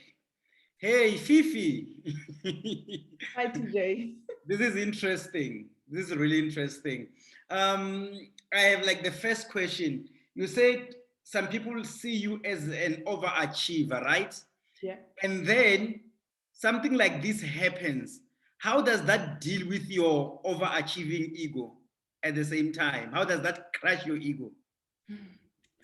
Yeah, so I do think, and that's why I in my closing statement, I talk about the journey, TJ, because I think as you progress and you start growing and you start maturing in your journey, you start taking different things different way. Of course, at the beginning of business, your ego is extremely high.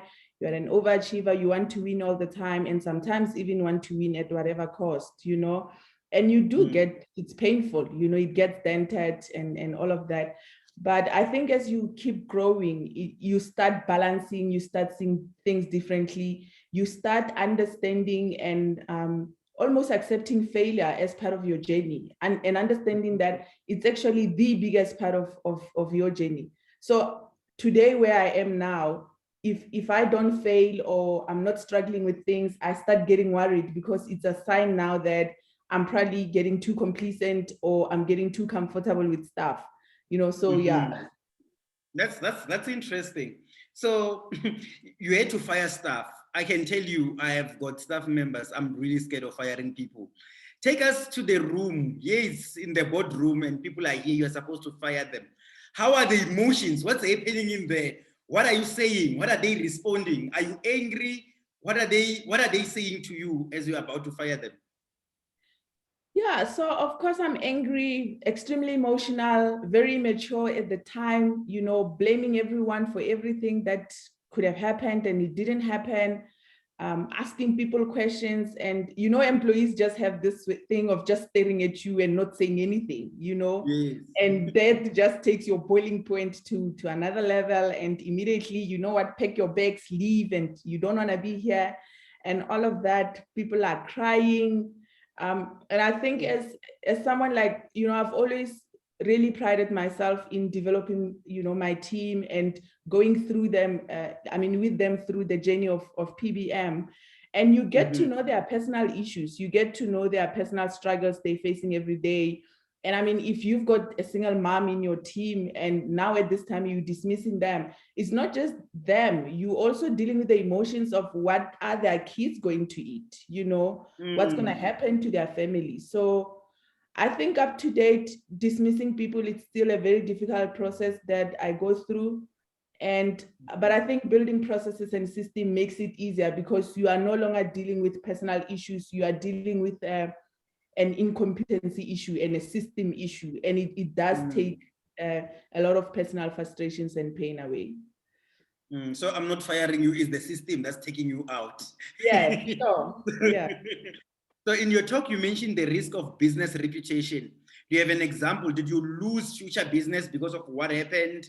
Did you have an instance where there's a client that you were supposed to sign and you couldn't sign because of what happened? So not directly. I honestly cannot remember any specific scenario where someone said we can't do business with you because of this particular incident. But we have signed about 3 different contracts just because the current customer referred us to the next customer, So I think reputation is huge, and I think we need to take care of it, and we need to protect it with everything that we have. So how you start is like you are a new mom, right? Yeah. And you have your own maternity leave actually. So you cancel the maternity leave to come back to the office, not to work with your team, but to get rid of your team. That's how do you balance being a new mom now and running the business at the same time? Take us like through a typical day during that time. What happens? So there's no balancing, right? There's just no balancing here. So I think 2 greatest things that happened for me there is that my husband is extremely supportive. He's a business person himself, and I think it did, really give me a huge support structure. But number 2, I had a very exceptional helper as well, at the time, who also honestly supported, the whole thing. So I would, and I hope we don't have under 18s, but to really just paint the picture, you would express the milk and then keep them, bottle them and keep them and then rush to the office.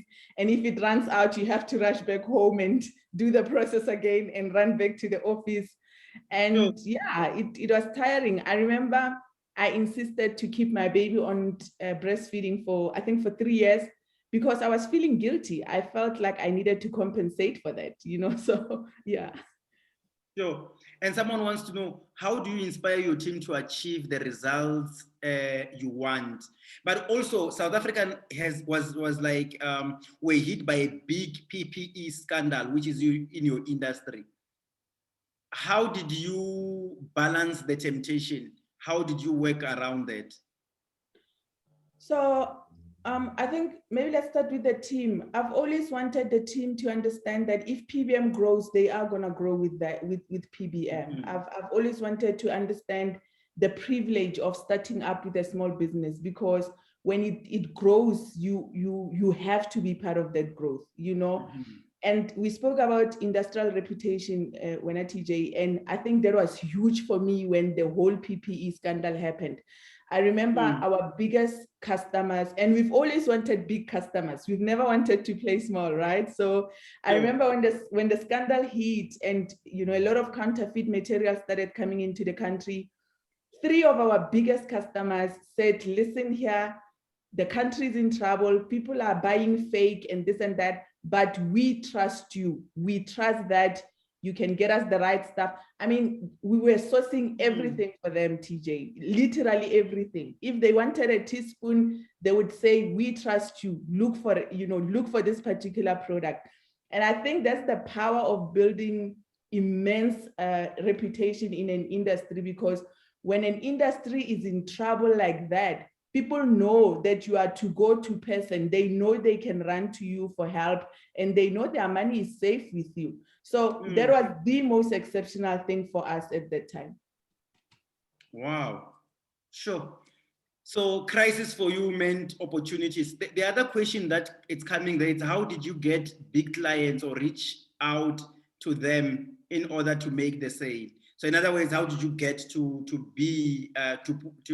get your business where it got, specifically around big clients? Because I realize most entrepreneurs fail to get big clients. So I am a student of Roche, and I think congratulations to him and to you guys, the rest of his team, because he's always been passionate and invested quite a lot in entrepreneurship. And, at a very early stage, I understood the importance of doing market research, market analysis, doing value propositions, understanding who you are, what you stand for, who your customer looks like, and what do you need to do for you to be able to get through to those customers. So we also did a lot of research in terms of market positioning, because industry, Yarona, it's very monopolized, it's also very low entry barrier, industry. People think buying PPE, it's like going to Woolworths and getting a shirt off the shelf. But because we invested so much amount of resources and money into research, for us, it was not that. We understood PPE is a health and safety issue, and we sold it to the customers who understood that health and safety is the heartbeat of their operation. And I think because of that, that's why we never got any customer, but we got very huge blue chip businesses who understood that if a spark happens in their plant, the plant is going to blow off. And that's the risk that they're dealing with, And I think the amount of risk, compared to compliance have always been one of their priorities. Wow. So you seem to be big on branding, right? You seem to be big on branding, on reputation management, on marketing, and the outlook on how people see your business. Do you have like some tips for entrepreneurs on how they can be able to do that, especially in your space, working with big clients? Yeah, I mean, so I've just finished a course now with UCT, and they use Woolworths quite a lot in their study cases, right? So Woolworths have always understood their customers extremely well. And out of understanding their customers, they just made sure that everything that has to do with their strategy, it's in response of their kind of customers. So if you look at where they're located, where especially the Woolworths food are located, so they always have their end customer in mind. And I think one of the biggest blunders as small businesses is we do business the way we want to do business. We do business the way we understand business. We don't take the time to check with you as our customer to say, TJ, how would you like to be serviced? What is it that you like? So one of the things that we do site analysis. And in that meeting, we're not saying anything. We are not selling anything. We just go there to find out from a customer who you are, what are your priorities, how do you want to be serviced, how do we service you in that way, what are your current pains in a procurement. By the time you leave there, you go and do a very personalized value proposition or solution for that particular customer, which is a mind-blowing strategy on its own. Because if I'm dealing with Mercedes-Benz, I will serve Mercedes-Benz the way Mercedes-Benz wants to be served. And if I'm doing business with Afrox, I would not take a blanket approach and do what I did with Mercedes-Benz, because Mercedes-Benz and Afrox, they don't want the same thing. Their operations don't work the same thing. So I think it's huge really for you to invest time in understanding your customer. And don't assume, because I think a lot of time we also assume, Yeah. Like Woolworths, when you make example with Woolworths, I always say, like the Woolworths chicken, the way they package it, everything about it. Even the chicken looks like it was killed while they are playing a violin, telling it it's going to the right place. It's even the ambience. There's this smoke, but it's not smoke. It's not. It's so. How did COVID-19 affect your business? How did COVID-19 affect your business? Did you lose business? Did you get more business? And how did it go with COVID? So we almost tripled the business, TJ. And not because we, and the funny thing is that it's not because we started selling COVID PPE. I mean, if we run our reports, COVID PPE was the least thing that we actually sold, you know. Okay. But two huge things happened. The first thing is the reputation that we spoke about, where our customers didn't want to be ripped off, and they gave us the responsibility to help them source and secure their money in that rough time. But number two, one of our biggest customers at the time got the opportunity to help, you know, with the whole pandemic and all of that. I'm sorry, I can't say a lot of things because people are going to catch me out who I'm talking about. Sure. Yeah, and that's the problem of dealing with blue chip businesses, because you can't just say their names and say stuff, you know. And when their businesses almost tripled, I mean, they had to almost convert a lot of their operations into a specific operation so that they could help the country to cope with the pandemic. And that was just such a God moment for us. It was like God really just went ahead and just sorted us out. It was just such a huge God moment for us. Yeah. So much winning. In Donald Trump's words, so much winning, so much winning. Billions and billions and billions, so much winning. Now we are really happy for you. I can see people even on the chat, they say, this is amazing. We love it when Fifi is winning and all that. Any other last, just a last tip to entrepreneurs regarding building a business? Just one tip. What is it that entrepreneurs who are in business or the ones who want to go into business, what is at least one tip that they can take from you for them to be able to build businesses? So I think support is crucial, and support, I'm talking coaching, I'm talking mentorship, I'm talking education. You know, if I think 3 or 4 speakers mentioned the contribution that Dr. Roach has had in their business, and that's the structures that I'm talking about. You know, I remember, I think 2 years, 3 years into the business, we had a board of directors, which was, by the way, chaired by Roach, you know, which was huge for us because we could know our numbers, we could understand where we're going wrong, we could understand all those kind of things. So I think that kind of support is very important because you are alone, you need someone to validate your ideas, you need someone to tell you that this is, you know, it's a wrong move. You need someone like you, TJ, who have been bankrupt, who have done mistakes, because I feel like we then don't have to pay the same school fees that you guys have paid, you know, because you guys have already been through that. And you know, I always say business, it's like being a mom for the first time. Nobody gives us a manual of how to raise a child, but we just know what to do. We know how to help the child when the child is in trouble. And I think the biggest problem is that when we get into business, we want the system to validate our ability to grow our businesses. So sometimes just go with your heart, just listen to your heart and do the things that you believe needs to be done. And unfortunately, it's only when you start winning that people want to start investing or being recognized by your brand or being recognized with you. I mean, Roach knows we looked for funding for years and we could not be funded.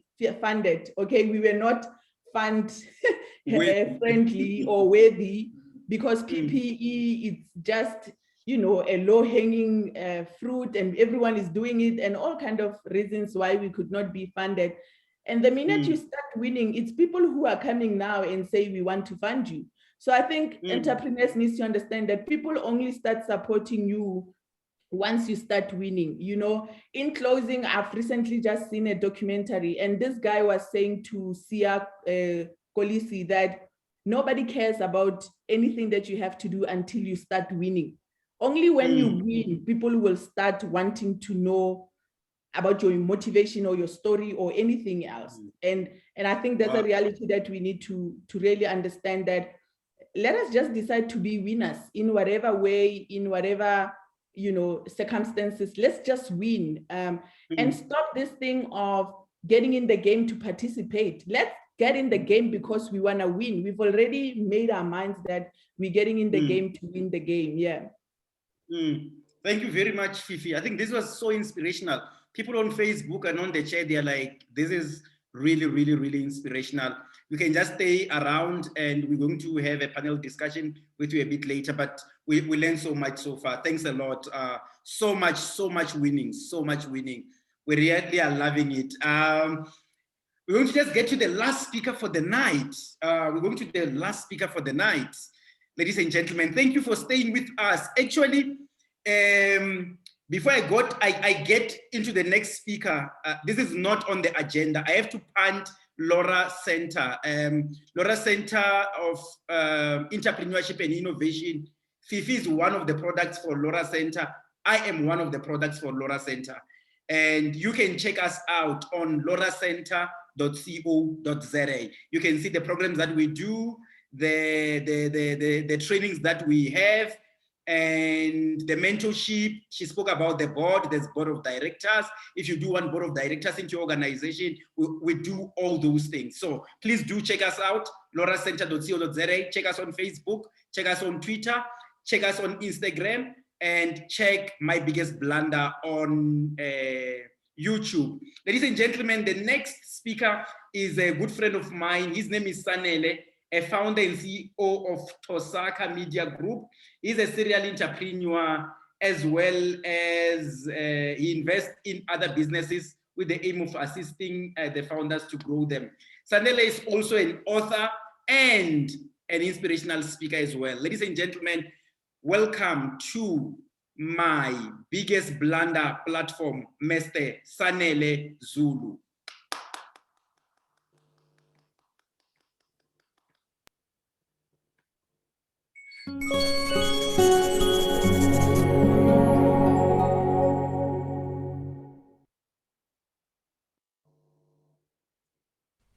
The craziest story of my life as an entrepreneur. I wish it was as easy as everyone wish entrepreneurship could be like.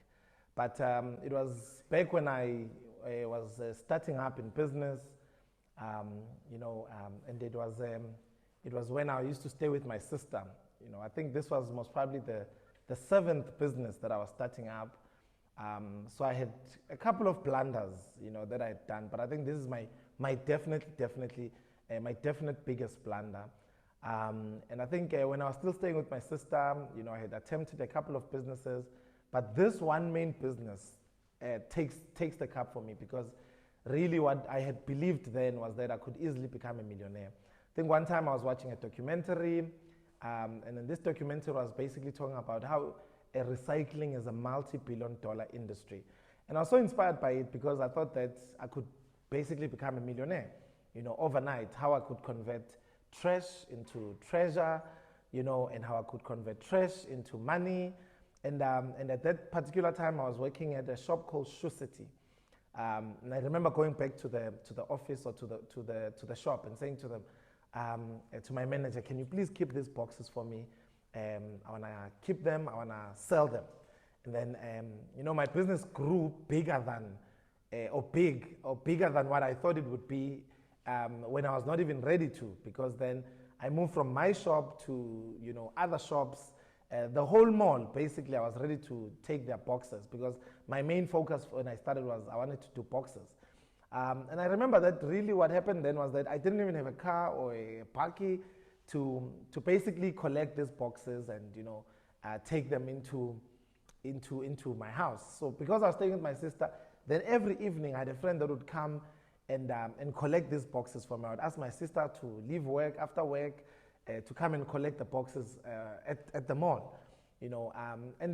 Interesting enough, there was a lot that was happening that I was not too sure as to how I was going to manage it, because I started going to printing shops. At the printing shops, they were keeping boxes and calling me, Sanele, why are you not coming to pick up these boxes? But I couldn't go because I didn't have a car. I remember one time I was riding a bicycle and I was carrying boxes, because I was so driven, and I was like, what, I want to be a millionaire, I want to be successful. What is it that I can do? And then when I did my research on this recycling business, I realized also bottles had money. You can recycle bottles. I went to the clubs around the area. I started saying to them, they must keep these bottles for me. And again, I didn't have the resources of running this business, but I was already, fired up to say I'm running this business. And interesting enough, my sister had 2 garages. The one garage was basically my factory, where I would keep these boxes, and the one side was for her car. And then every morning, as she leaves for work, she would always ask me, Sanele, why are you bringing rats? You want to, bring rats into my house and whatnot. And I used to say to her, you must just watch a millionaire being built in front of your eyes. Because I was so confident. I was like, this is my ticket to being a millionaire. I've failed in almost 6 businesses. This is my 7th business, and I'm going to make sure this one goes well. To cut a long story short as well is that then there was a time then that came that I needed to buy a bakkie. I had worked at this shop, and then I had saved up, and all I thought I needed was a bakkie. So what I did is I wrote a paper, and then I went around the mall. This paper was written, hi, my name is Sanele, and there was a theory that I had heard that says, everyone who's driving a car, they are either broke or they need funding, or they need money. So everyone who was driving a car was in debt and they needed cash. So I wrote this paper, hi, my name is Sanele, I've got 25,000 rand cash. And then I went around the mall and I made copies. Then I went around the mall putting it in bakkies, because all I was looking for was just a bakkie to make my business work. So I was putting it there. And I was so excited thinking someone is going to call me. One day, really someone calls and is like, hi, and then you can hear it's a white guy. Hi, Sanele, is this Zulu? And I'm like, yes, I'm excited. I'm thinking, wow, I'm going to get my bakkie. Guess what? This guy says, Zulu, you left a note in front of my car on my window, and I see you want to buy my bakkie. I said, yes, sir. Then he asked me, Sanele, do you know what bakkie was this that you left at? I'm like, no, sir, I'm not sure, because I left it on too many bakkies, so I'm not sure. Says, my friend, you left a note on a Toyota Hilux that cost about 500,000, and you want me to sell it to you for 25,000 rand. Are you crazy? Are you mad? And then I felt like I had done this wrong thing, and I'm apologizing. I'm like, no, I'm so sorry, sir. He's like, you must be crazy, man. And then he drops the call. I'm like, yo. But anyways, then the word goes around the Centurion Mall and mall to say there's this young guy who's looking for a bakkie. Then there was a guy who sold me his bakkie. It was the most troublesome bakkie I've ever had, troublesome car I've ever had, because that thing, I would push it as I go on, and I would push it towards, towards the car, towards the house, towards where we're collecting the boxes. But then the day came when really I had so many boxes and so much boxes by my house that I was thinking, if I could just sell these boxes, I was going to make $1 million. We took these boxes, we packed them up. My bakkie was so full. I had almost collected these boxes for about 6 months, if I'm not mistaken. 6 months to about a year. So it was a lot of boxes. We put on these boxes, we plugged the trailer onto my bakkie, my troublesome bakkie. We went to Mondi, where they used to sell this thing. We get there, they weigh the car with the boxes, they weigh the car without the boxes. Then they come towards me, and I'm excited, I'm thinking. And by the way, the morning when I left my house, I said to my sister, today is your day when you see and meet a millionaire. And when I come back, just get ready, because you're going to get your 100,000. I get there, they weigh the boxes, they weigh the car with the boxes, they weigh the car without the boxes. Some old lady comes to me, and she gives me the slip. The most, I think, exciting moment, because for me, I'm thinking at this particular time that, you know what, right now, I'm about to see $1 million, and I'm about to go collect my $1 million. And to my surprise and to my shock, it was only about 180 rands. 180 rands. And I'm thinking to myself, how did that just happen? I've spent so much time. I've spent so much money. Even the petrol I used to go sell these boxes was worth more than what I've just made. And then the way this lady was so normal, I was like, no, this can't be normal. I remember going back and asking them, guys, what does this mean? Was this a mistake? Was it supposed to be 1.8 million? Was it supposed to be 180,000? Why is it so little? Why is the money so little? Then they said, no, Sanele, this is your boxes. The boxes are just worth exactly this much. And I remember going back home thinking to myself, this must have been literally the toughest time of my life. If I've ever thought of, doing the craziest thing, hurting myself, giving up, I think that one time was the most devastating time for me, because I had spent so much time telling people that I will be successful, I will make it, and guess what? It failed. It was just a failure, because even the boxes that were left at home were less, and I could think that they were even going to be less than the 180 rand than I had made.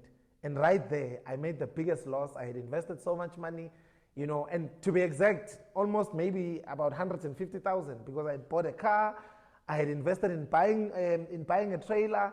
I had basically just invested a lot into this business and trying to make it work, you know, but it never worked. And that's exactly what I think for me was the toughest part. And the feeling was really not the greatest feeling, because it was one of those feelings where you say, I've tried everything. And you know, in our culture, they say, maybe you have not done something right. You need to go back and consult your ancestors. This is the 7th business I'm failing in. So of course, at that particular time, there's nothing that is nice. There's no great feeling. It's all a feeling of disappointment, a feeling of loss, a feeling of being shut out and shut down. And I just felt like the world was coming down at me, because the one business which I thought was going to be success literally failed. So as they would say, that for every great loss, for every great pain, for every great and biggest challenge, there's always lessons, you know. And I think for me, there's been great lessons that I took out of my story, and some of them are lessons that are helping me now today in my businesses. Those are the lessons I share with people. But one of them is to find a mentor. You know, one of the greatest lessons for me in business is to say, you have to find a strong mentor.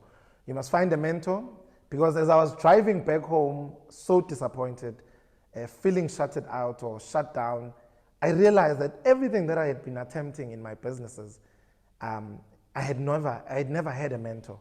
I had never had someone who guides me, whom I can have as my sounding board. Because the saddest thing about ideas and entrepreneurship is that you always believe that your idea is the best idea in the world. You always believe that it will make the biggest or the highest amount of money, you know, until you have someone whom you can use as your sounding board, someone whom you can use as someone who can help you or guide you. It will help, because I had never even worked for a recycling company. Hence why my assumptions was that out of boxes collected in 6 months, I could make $1 million. You know, so that's the first lesson. First lesson for me was I needed to find a mentor. I had to find a mentor, because it was an urgent thing now. I cannot keep on failing again and again. 2, for me, was research. You know, the greatest lesson I learned was that in any business, if you do not do thorough research, you are bound to make a blunder. You are bound to fail. You are bound, because research helps you to say, you understand what the business is about. Remember, with me, I had no idea. I had just watched one documentary, and all I was excited about was to start. And sometimes the biggest blunder again could be a lack of patience as the 3rd lesson, to say, I lacked patience, because all I wanted to do was to start. You know, I saw myself as a multi-millionaire. I saw myself as reaching success, but I was not patient enough to make this business work, to learn in this business. You know, and then the 4th lesson for me is learn as much as you can. Learn as much as you can. Don't rush to start, you know, because I say to people that the moment you think you know it all is the moment you lose it all. And guess what? I lost it all, because that was my biggest blunder. I thought I knew it all. I thought I was ready to run this business in a successful way. I thought I was ready to be a millionaire, to make money and, you know, change my life, my sister, my family. You know, I mean, I used to wake up every morning with my sister saying, I'm going to bring rats into a house, you know, with my boxes. And I would say to her, no, relax. Watch a millionaire being built in front of your eyes. The confidence was good, you know, but the confidence was not backed up by knowledge. The confidence was backed up by passion, you know, and sometimes we confuse the two. And I always say to people that passion won't always pay, because sometimes you want to be passionate about something when the market will say something else. And I say to people now as young entrepreneurs as well, the last lesson is to say, always, as you do your research, always try and study the market. What is the market looking for? Because at that particular time, I did not even know what the market was looking for. At this stage now, I know that the biggest chunk of money in recycling comes from PET. And at that time, I was busy collecting boxes and thinking boxes are the ones with the biggest money. Had I known that PET, plastic had more money, and had I been advised and guided, as I said, which you need to find a mentor, I would have not even wasted my time with boxes. In fact, now I refer to other guys to say, the smartest people were the ones that you see on the road who collect these boxes. Because I see one time they are putting it in water to dampen it so it becomes more heavier. I didn't know about those tricks, but they were smart because they've been in the space and they've been in the space more than me. And then I think for me what's critical as well is that blunders will always be there. But lessons are what will maintain our success and learning from your blunders. Because I always say that when you fail, you must fail forward. When you make blunders, make them, but don't stop moving. Because at the ultimate goal rather is to make sure that at least in any business you start, in any entrepreneurship journey you get into, you have to find a mentor. You have to do research. You have to learn as much as you can. You have to all the time.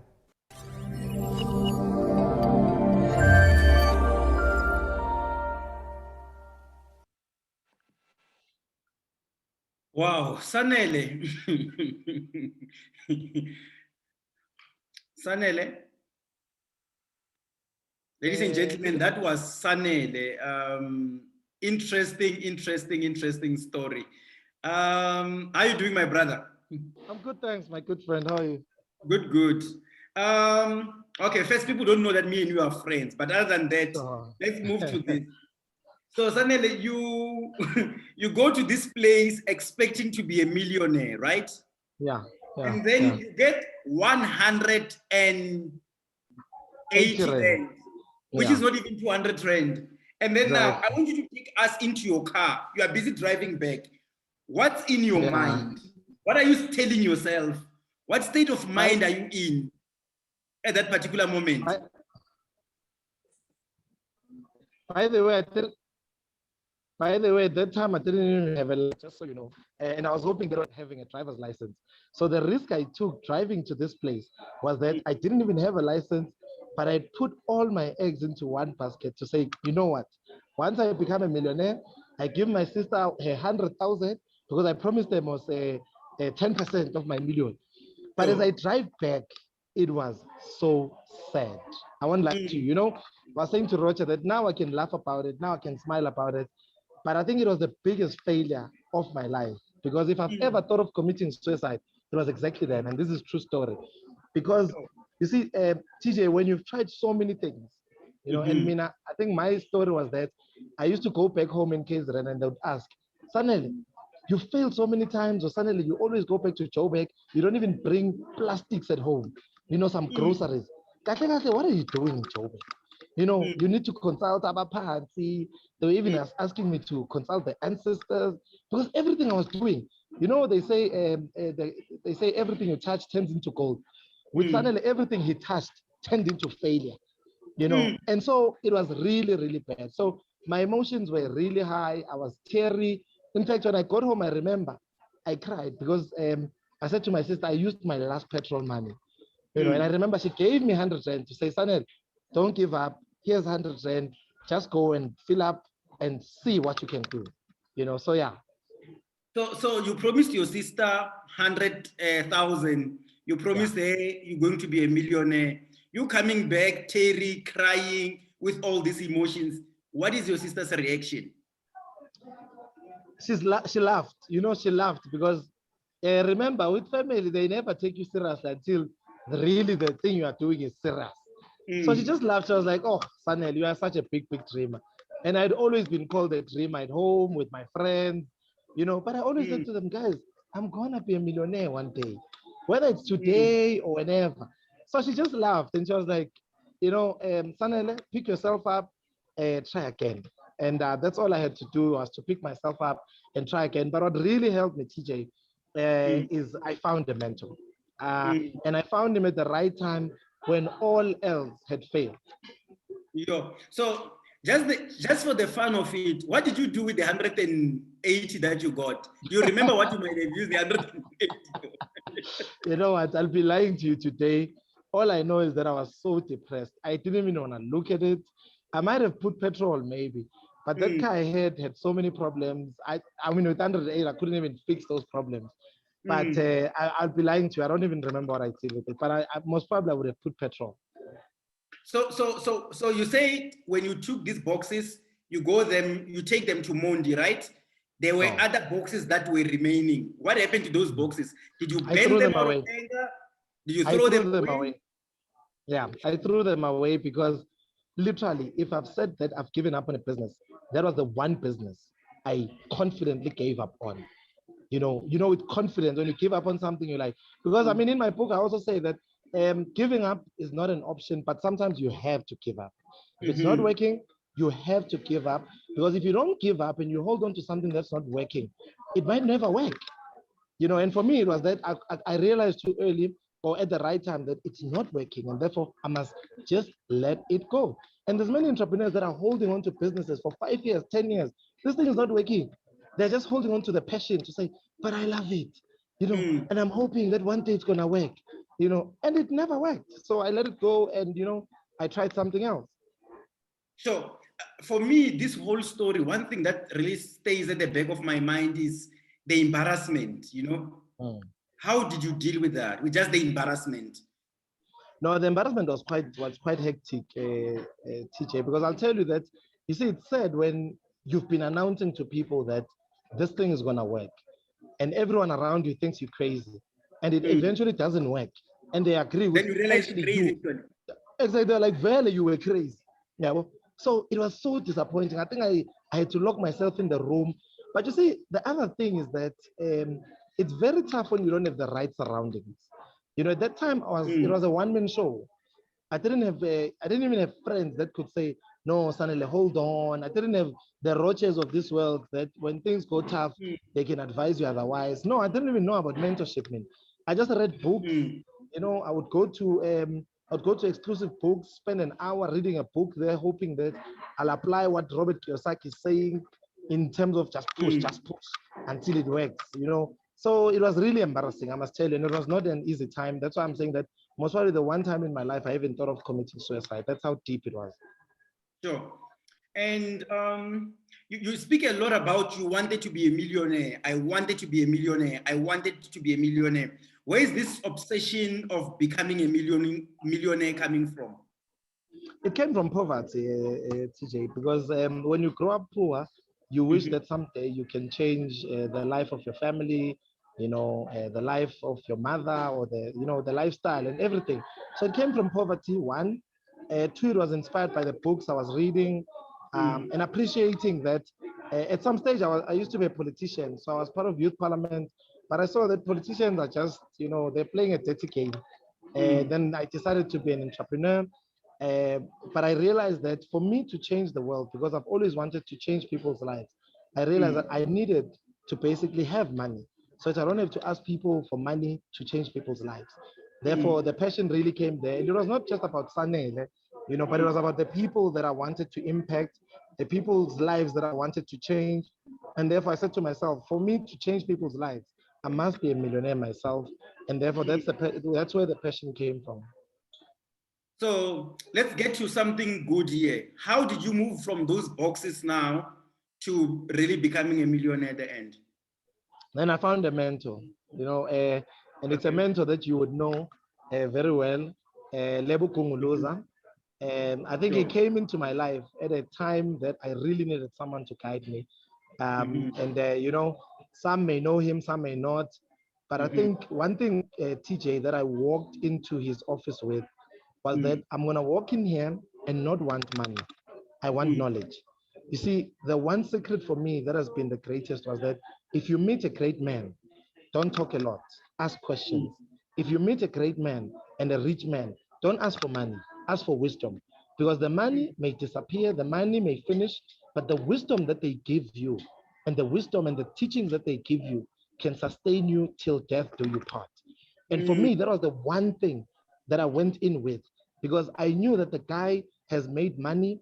And I said to myself, all I want to know is how did he do it? I don't want his money.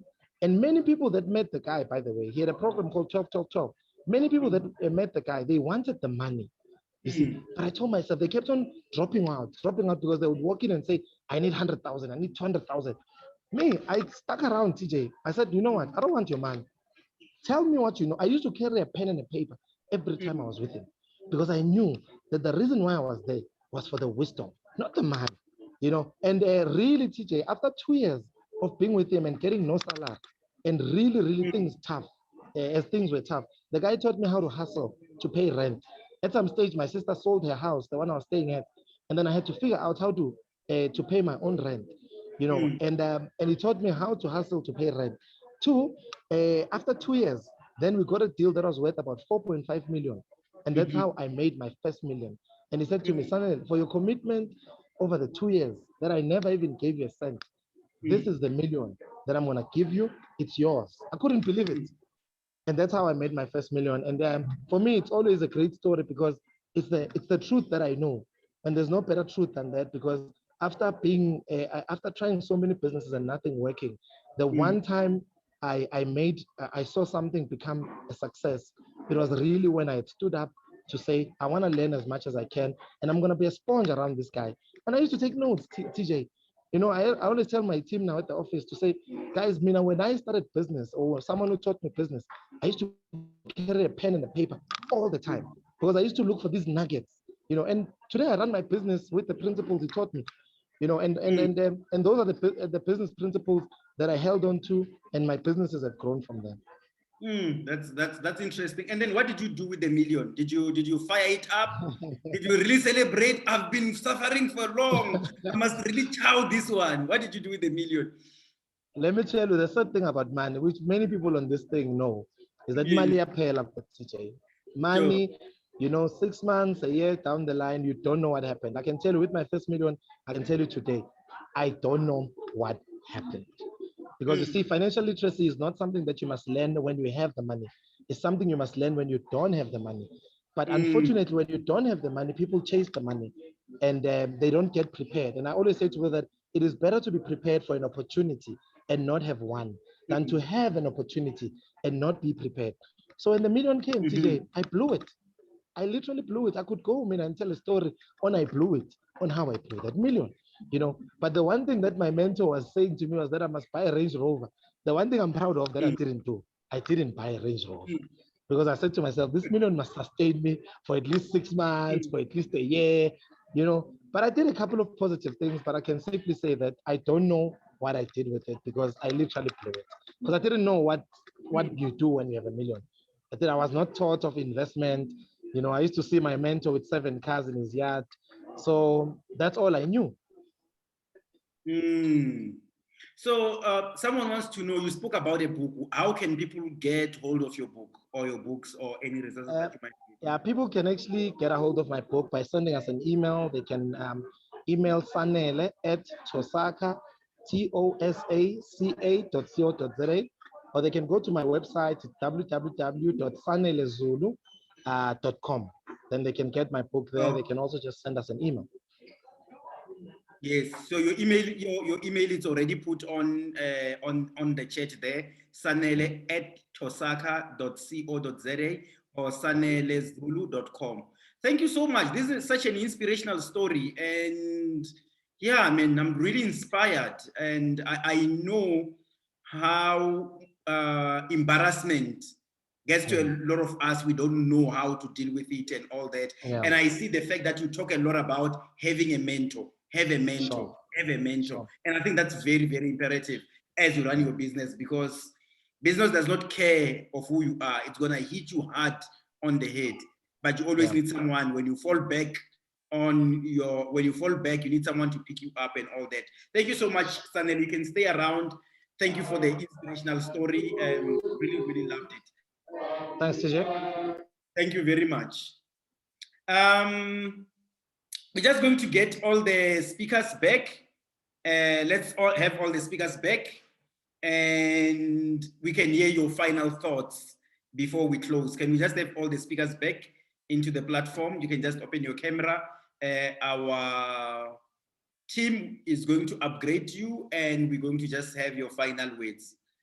And I see people are saying, yes, I'm also going to be a millionaire. Yes, I'm going to be a millionaire. People say they are really inspired, and I don't know if there's anyone who's really as inspired as I am, because I'm extremely inspired. Can we have all the speakers to just catch up on the lessons before we come to the end of the program?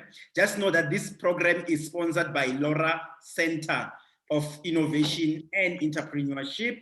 And you can check us out on www.loracenter.co.za.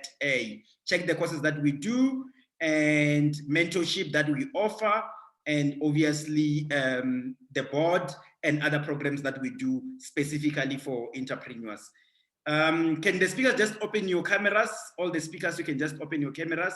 Then we can be able to upgrade you, and then we can just get the final questions. Then we can close. Thank you very much, colleagues, for your patience and for being with us. I mean, we are really inspired. We are extremely, extremely, extremely inspired. I see Sanele, I see Thokozani. Maybe I can start with Thokozani in the meantime as we upgrade the others. Thokozani, from today's session, what are your final words? What is it that you can say, if I want you to take something home, this is just the one thing that I would want you as an entrepreneur to take home? Yeah, all I can say, entrepreneurship is not an easy thing. You know, I think it sounds very fabulous, glorious. There's a lot of things that you have to do as an entrepreneurship. For me, you have to prepare for the journey. I mean, the last speaker was talking about that, you know, they needed a mentor and they were just not making money for whatever years, right? So you have to, you know, be able to wait for that sacrifice, you know, until you make it. Yeah, it's a very tough journey. If someone, you know, I always meet people like, well, I've been working so many years, I've got so much money for pension fund, and I was like, no, just keep your money. Because they think, you know, by just having money and start a business, you're gonna make it big. You're actually gonna lose all your money, you know. So it's a very difficult situation. You know, I mean, I've been in situations where you know, you can't pay your house, you can't pay your car. You know, your car gets repossessed. You don't know what will be your next meal. So entrepreneurship is not an easy thing. That's what I can tell people, you know. Yeah, that's a takeaway for me. Entrepreneurship, it's not an easy thing.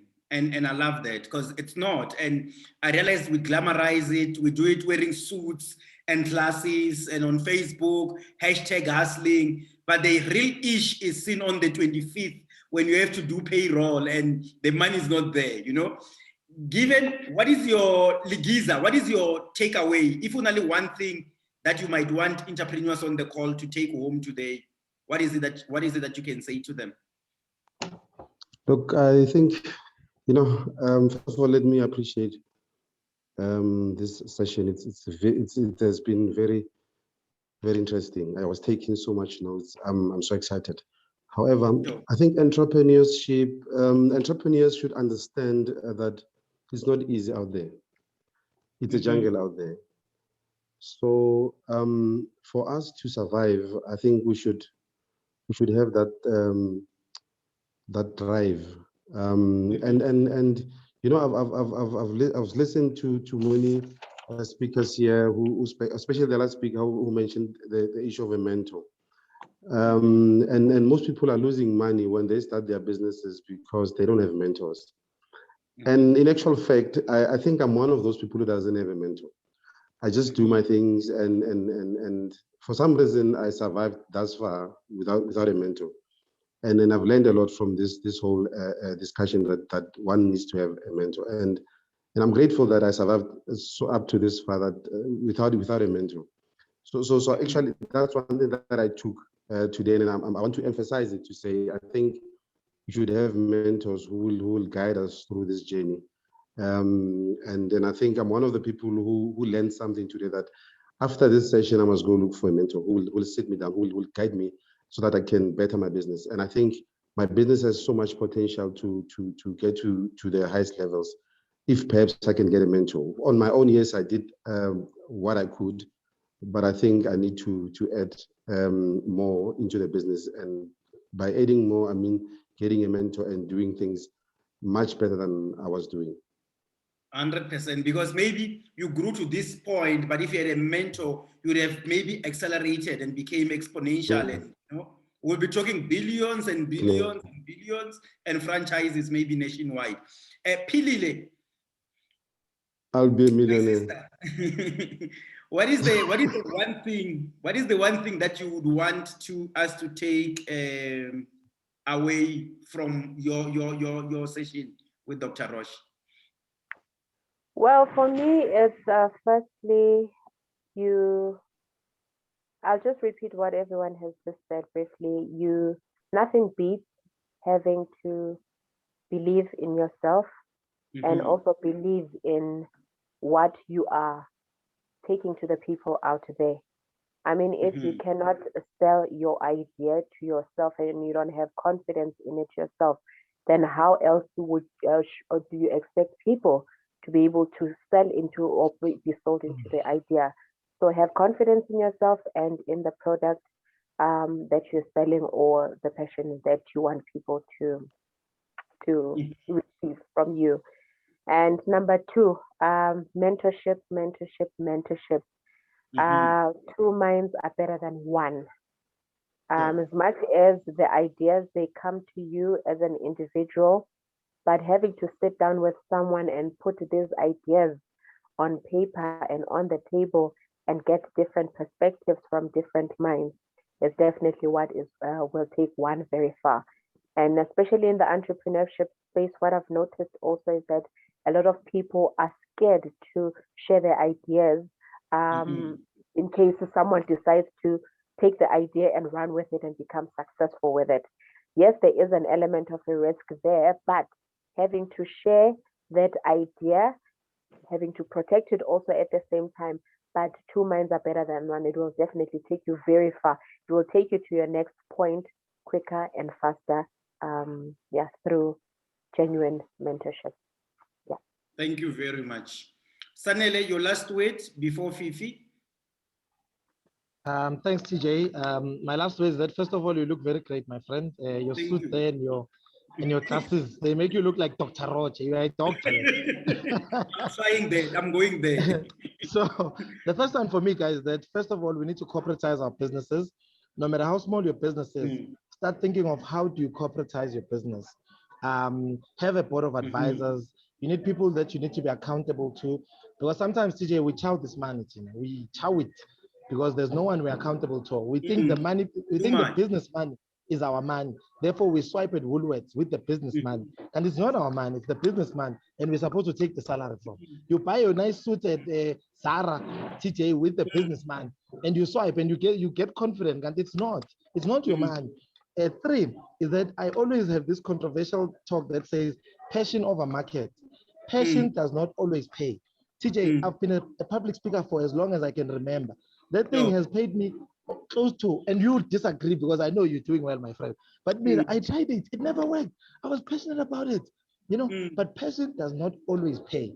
I always say to people that you don't have to get into business and do something you love. I know many millionaires and billionaires say, no, you just have to do something you love. No, sometimes you're going to have to go and dig up toilets.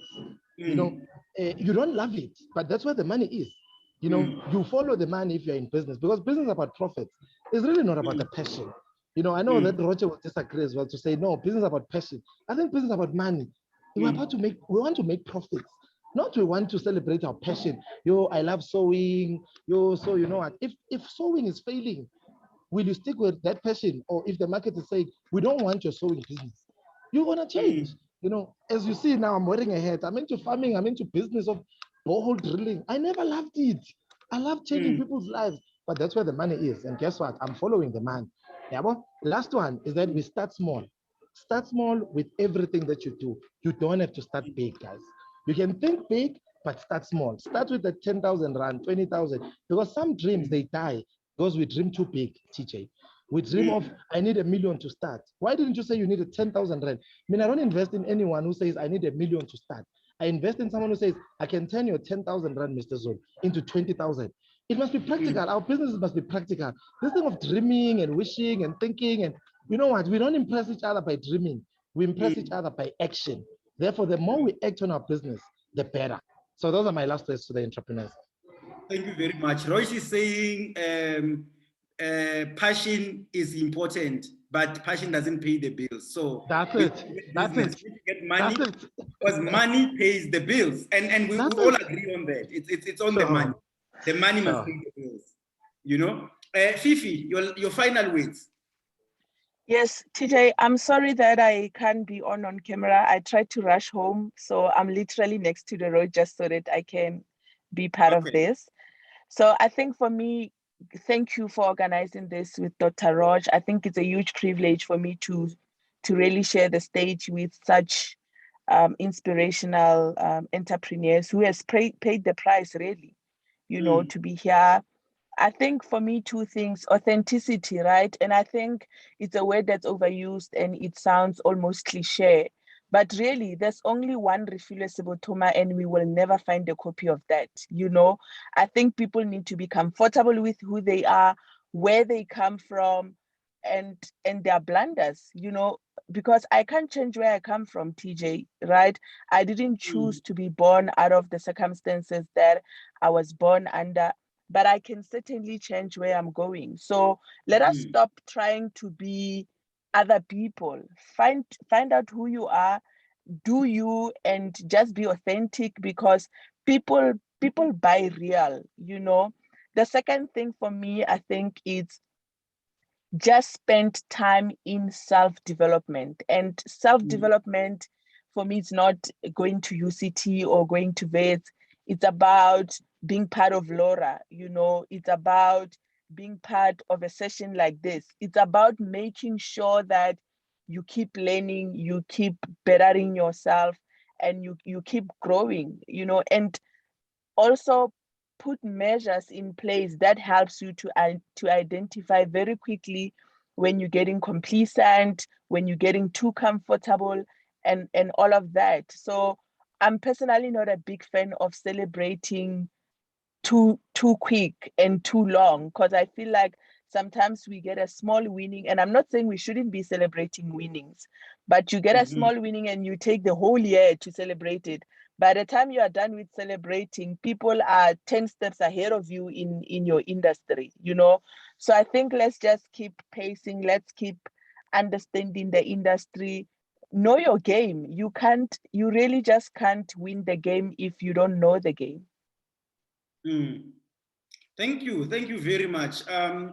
On that, I've got a rule. It's called the 24-hour rule. I saw that on one of the coaches.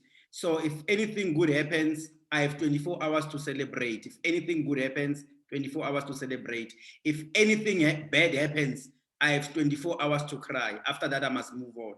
Whether it's good or bad, after 24 hours, find a way to move on, specifically in business. Let's just get through all the lessons. We'll share the slides so you guys can see all the lessons. Thank you very much to all the speakers.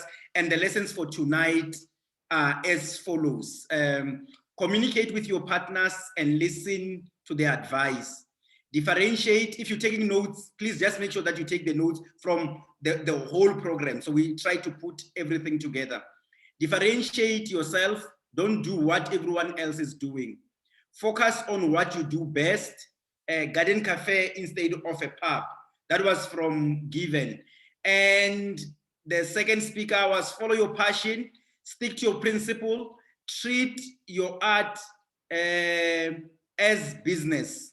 Speaker number three, communicate your passion to your team, build systems and processes, invest in your team, training them and developing them. Don't micromanage things.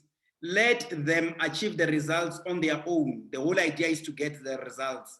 And Sanele was like, find a mentor, a sounding board. Don't do thorough research on any business that you want to start. Be patient. Entrepreneurship, it's a journey. It's a very long journey. So make sure that you are patient. So we had this from all, these are the lessons that we got today from all the speakers. I would want to thank all the TJ, you missed the lesson from Thokozani. Upskill yourself, register for the course, and then cash flow management is critical for your business. Look after your cash. Yes, don't swipe. Sanele added on to that and say, Don't swipe a chicken at Woolworth with your business account, you know? So, so thank you very much. I want to thank all the speakers and all the delegates for your patience, for being here, and the producers and the organizers. Guys, please do make sure that you do subscribe to our YouTube channel. Just make sure that you do subscribe to our YouTube channel, My Biggest Blunder. Make sure that you do subscribe. Thank you very much. Before you leave, guys, we've got a last present for you. Just stick around and see the last present. Ladies and gentlemen, playing us out tonight, I want you to put your hands together and welcome to My Biggest Blunder stage, singing I Do Believe. Philile. Thank you very much, guys. And good night.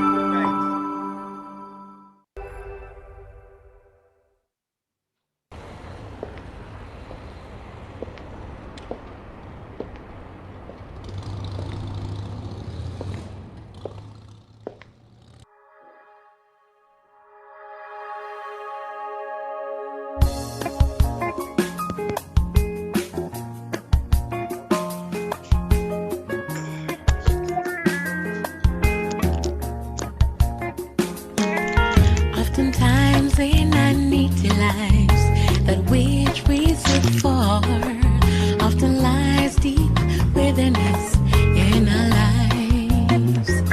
Many times challenges we face, disheartened and trusting others to unravel the mysteries in our lives. Many times challenges we face, disheartened and trusting others to unravel the mysteries in our lives.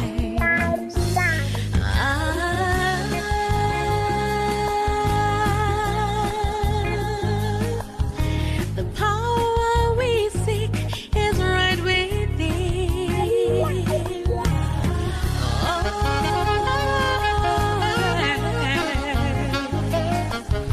You're sure to find it if searching deep.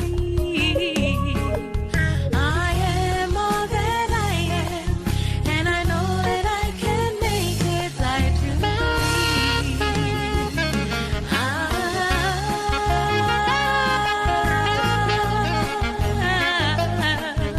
The power we seek is right within.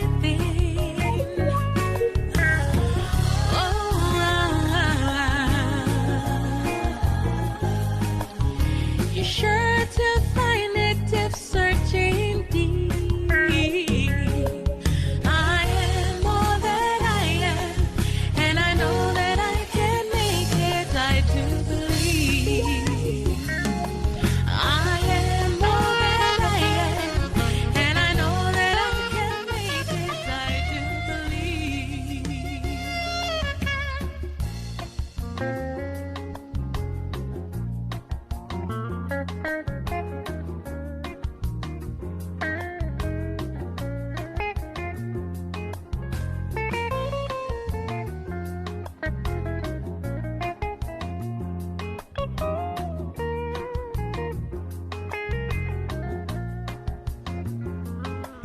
In the night of the secret, when life seems to overwhelm, take courage, don't lose heart, hold on. One day will someday dawn. In the midst, criticism, oh yes, when you, all your dreams will realize.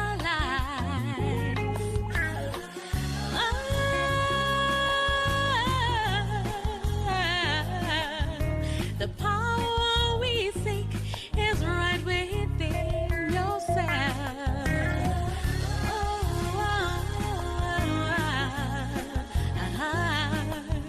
You're sure to find it if searching deep. I am all that I am, and I know that I can make it. I do believe. Subidadu-badu-day, badu-dee-da. Skadu-boo-doo-babu-dee-dee-da, badu-bay. Skadu-doo-badu-dee, badu.